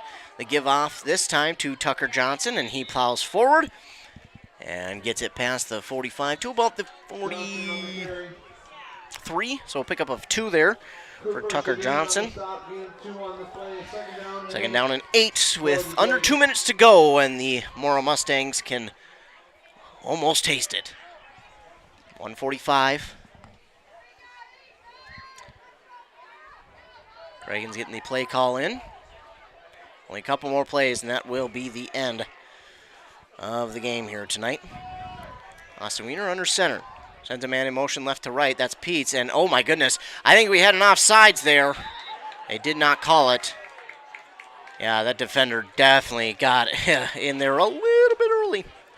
Cooper Shodine with the tackle, but he definitely got there a little early. Definitely got there a little early. Yeah, he was across that line well before the ball was snapped, but they're just trying to move this game along. Don't want to stop it for really anything. They just want to get this one over with. 50 seconds left. Austin Wiener lines up in the power T formation. He's going to hand it off the right side of the line to Braxton Peets. He quickly moves up the field and gets near the first down. This will be a gain, depending on where they spot this ball. Brought down short of the first down. Looks like they'll spot it a yard short, so a gain of 7 there for Braxton Peets, and they might get one more play. 30 seconds to go, and the Dragons with 4th down and 1. That could be the final play, but they'll try and run one more. Austin Wiener brings his men to the line of scrimmage. Takes the snap, sends a man in motion right to left. He gives it off, this time to Ashton Seals, trying to cut around the defender. He gets upfield, and he's wrapped up and brought down at about the 25-yard line. It's a gain of 11, but that will be it. And the Mora Mustangs get the victory here in this one, 51-0 over the Pine City Dragons.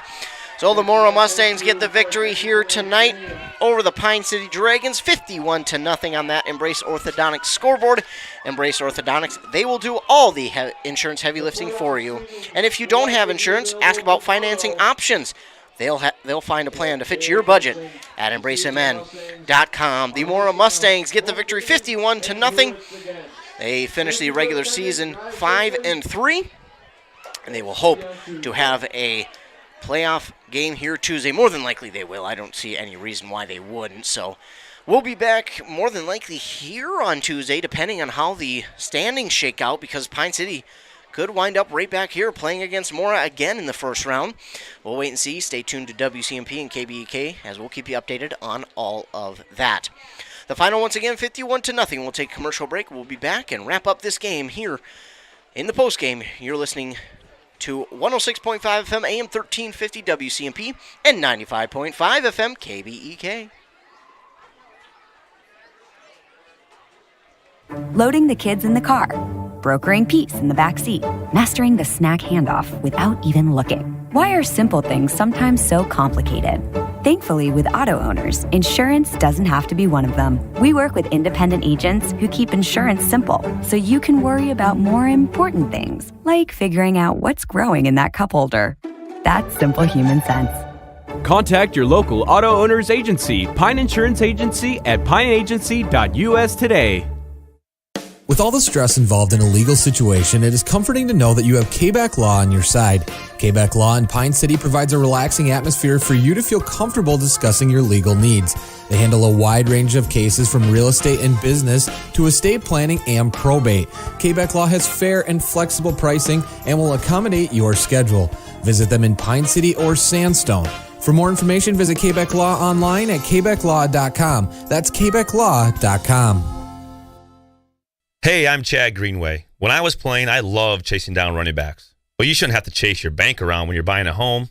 Franzen Bank and Trust Mortgage Consultants will be with you stride for stride, like a linebacker on a running back, from pre-approval to closing and beyond. Let Franzen Bank guide you through the mortgage process. Learn more at franzenbank.com/get there. Franzen Bank and Trust.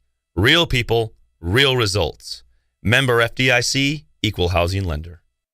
You know how sometimes in small towns people run their mouth with rumors? I hate that. Ashley, that's my cousin. She always talking trash. Anyway, I heard a rumor that Maxwell Southern Barbecue in Pine City is now doing delivery. And I was like, hush, you mean to tell me I can get that mouth-watering Southern barbecue like chicken, brisket, pulled pork, homemade cornbread and slaw at home? I'm calling now. Maxwell Southern Barbecue. Come hungry and bring friends. Unless you want to stay on your porch. My career journey started at Northwood Technical College. I'm a business management graduate, and I'm proud of my education here. I transferred to a four-year college where I earned a bachelor's in management, then went on to law school. I'm now an attorney and chief operating officer of a sovereign nation wealth fund. I work remotely across the country providing business resources for 2 tribes. I chose to start my education at Northwood Tech because I could earn credits towards my bachelor's. All associate degrees have a 4-year path. Choose your path and experience success. Back here on 95.5 FM and 106.5 FM AM 1350. I'm now joined by our A&W player of the game, Matt Blake. Blake, of course, this game, not the way you guys wanted it to end, but it's still got to be fun to get out here and play a rivalry game. Yeah, man, I just had a lot of fun. I didn't really care what the score was, man. I love playing more. It's always a good game to look forward to. You know, it's a good rivalry, good game to have. Absolutely, and you were kind of a machine out there on defense. What got into you here tonight for you to go out there? And I'm sure you led the team. Yeah, I don't know, man. It's the last game of the season, man. I just love playing with these seniors. You know, they're my brothers. I just wanted, I love playing more. Like I said, we always love playing them. You know, it's just a fun game to ball out to. You know. Yeah, absolutely, and of course not the outcome you guys would have wanted, but wrapping up the regular season, you guys might see them again on Tuesday. What does that mean for you guys now that you've seen what they can do?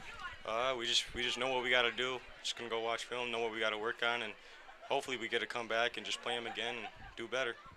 Absolutely, and what has it been like to play with these seniors this year? You mentioned that they're your brothers. What has it been like to play with them? Man, I love them. We are just one big family. You know, we're brothers. We take care of each other off the field too, and on the field we make sure we're all right.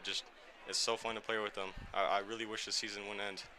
Not looking forward to the end. I don't want it to come.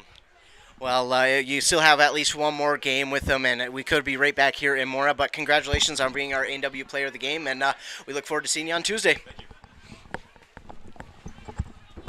That again was Matt Blake, our A&W player of the game here this evening for Pine City. He had a plethora of tackles here this evening. I couldn't even keep track of how many he had, but again, it was plenty and too many for me to keep track of, but he definitely was the leader on that defense here tonight for the Pine City Dragons. He really did a good job here this evening, keeping their defense alive. I mean, he did such a good job tonight. I mean, he really showed out. We've called his name a couple of times throughout the season, and he's done a good job. But man, tonight he really showed out, really showed what he can be, and I'm looking forward to seeing him play next year, as he will be back next year for these Pine City Dragons. Matt Blake, again, the junior. He'll be a senior next year, so he'll be, as he mentioned, he doesn't want this season to end. He loves playing with those seniors, which you just love to hear. You love to hear that these guys love to play with each other.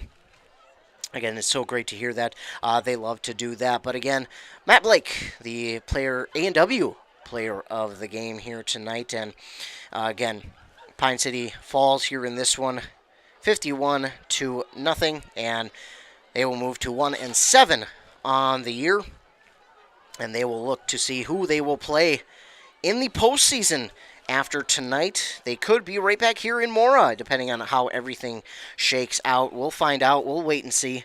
As I mentioned, we'll keep you updated on all of that. But again, the Dragons fall 51-0 at Bergloff Dice Field. As I try and do some really quick math here for the stats, that's why I'm kind of stalling a little bit. But between two players, Connor Gamal and Brock Folkma, they ran for 178 yards here this evening. Just between those two. So just between those two, they nearly got to 100 yards of offense. Or 200 yards of offense just between those two. It's been a good night for the Mora Mustangs. Again, a great night, really, for them. And, running the ball, we knew that that's what they were going to do from the get-go. And that's what they did. And they did it so well right from the bat. And, for the Mora Mustangs, I think they were pretty confident coming into this one. They knew it wasn't going to be easy by any stretch of the imagination. But they felt good. They felt like they had a great chance against Pine City, and they did just that. They got the victory and the final regular season victory here at Bergloff Dice Field, and that's got to mean a whole bunch to not only these young men, but the coaches as well have got to just feel amazing for getting the last regular season win here at Bergloff Dice Field. And again, that's just got to feel so great for them to get that final win here during the regular season for this squad. And as I look at it, the Mora Mustangs finished with 344 yards rushing the ball on many attempts. As we try and do some math here, that's 17, 25, 28, 30, 32, 35. Let's see, that's 7, so that would be 42, 44, and 45. 46 carries. So 46 carries, 344 yards rushing. They also had 5 touchdowns on the ground.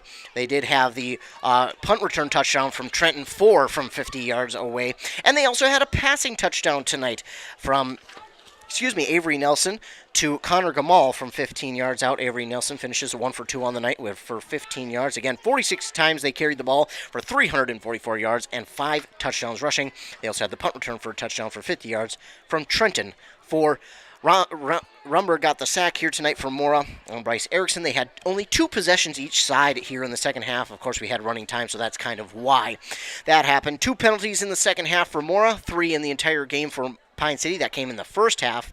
2 takeaways here in the game for Mora, and that both of those came in the first half. Again, it was a tough one for Pine City. They ran the ball 27 times for 115 yards. No touchdowns. Bryce Erickson went 1 for 5 for 12 yards, and that pass was to Logan Koletke on a screenplay. So it's a tough one for the Dragons and a good one for the Mora Mustangs, no matter who you're cheering for. This was a fun one. I enjoyed calling it. And stay tuned to KBEK and WCMP websites, as we'll let you know who will be playing where and when.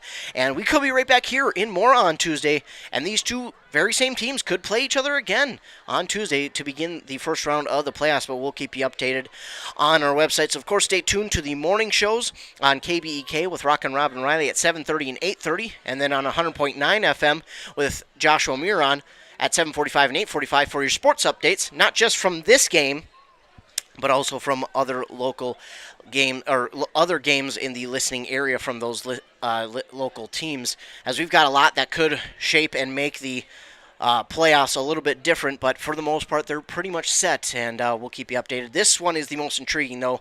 If Mora moves up and Pine City moves down, I believe they will play each other again, and it could all change. We'll keep you updated on that. Just stay tuned to WCMP and KBEK.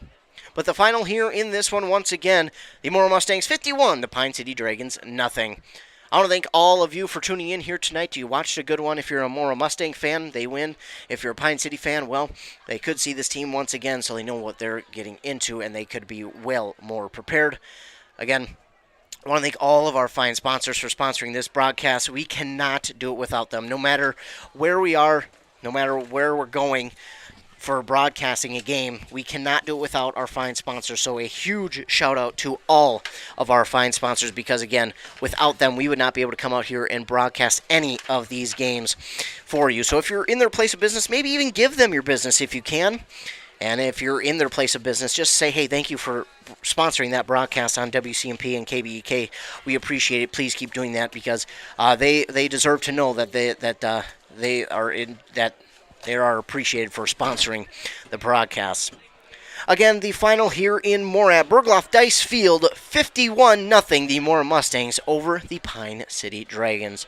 For KBEK and WCMP, I'm Ethan Game Day Gilman. Have a great rest of your night.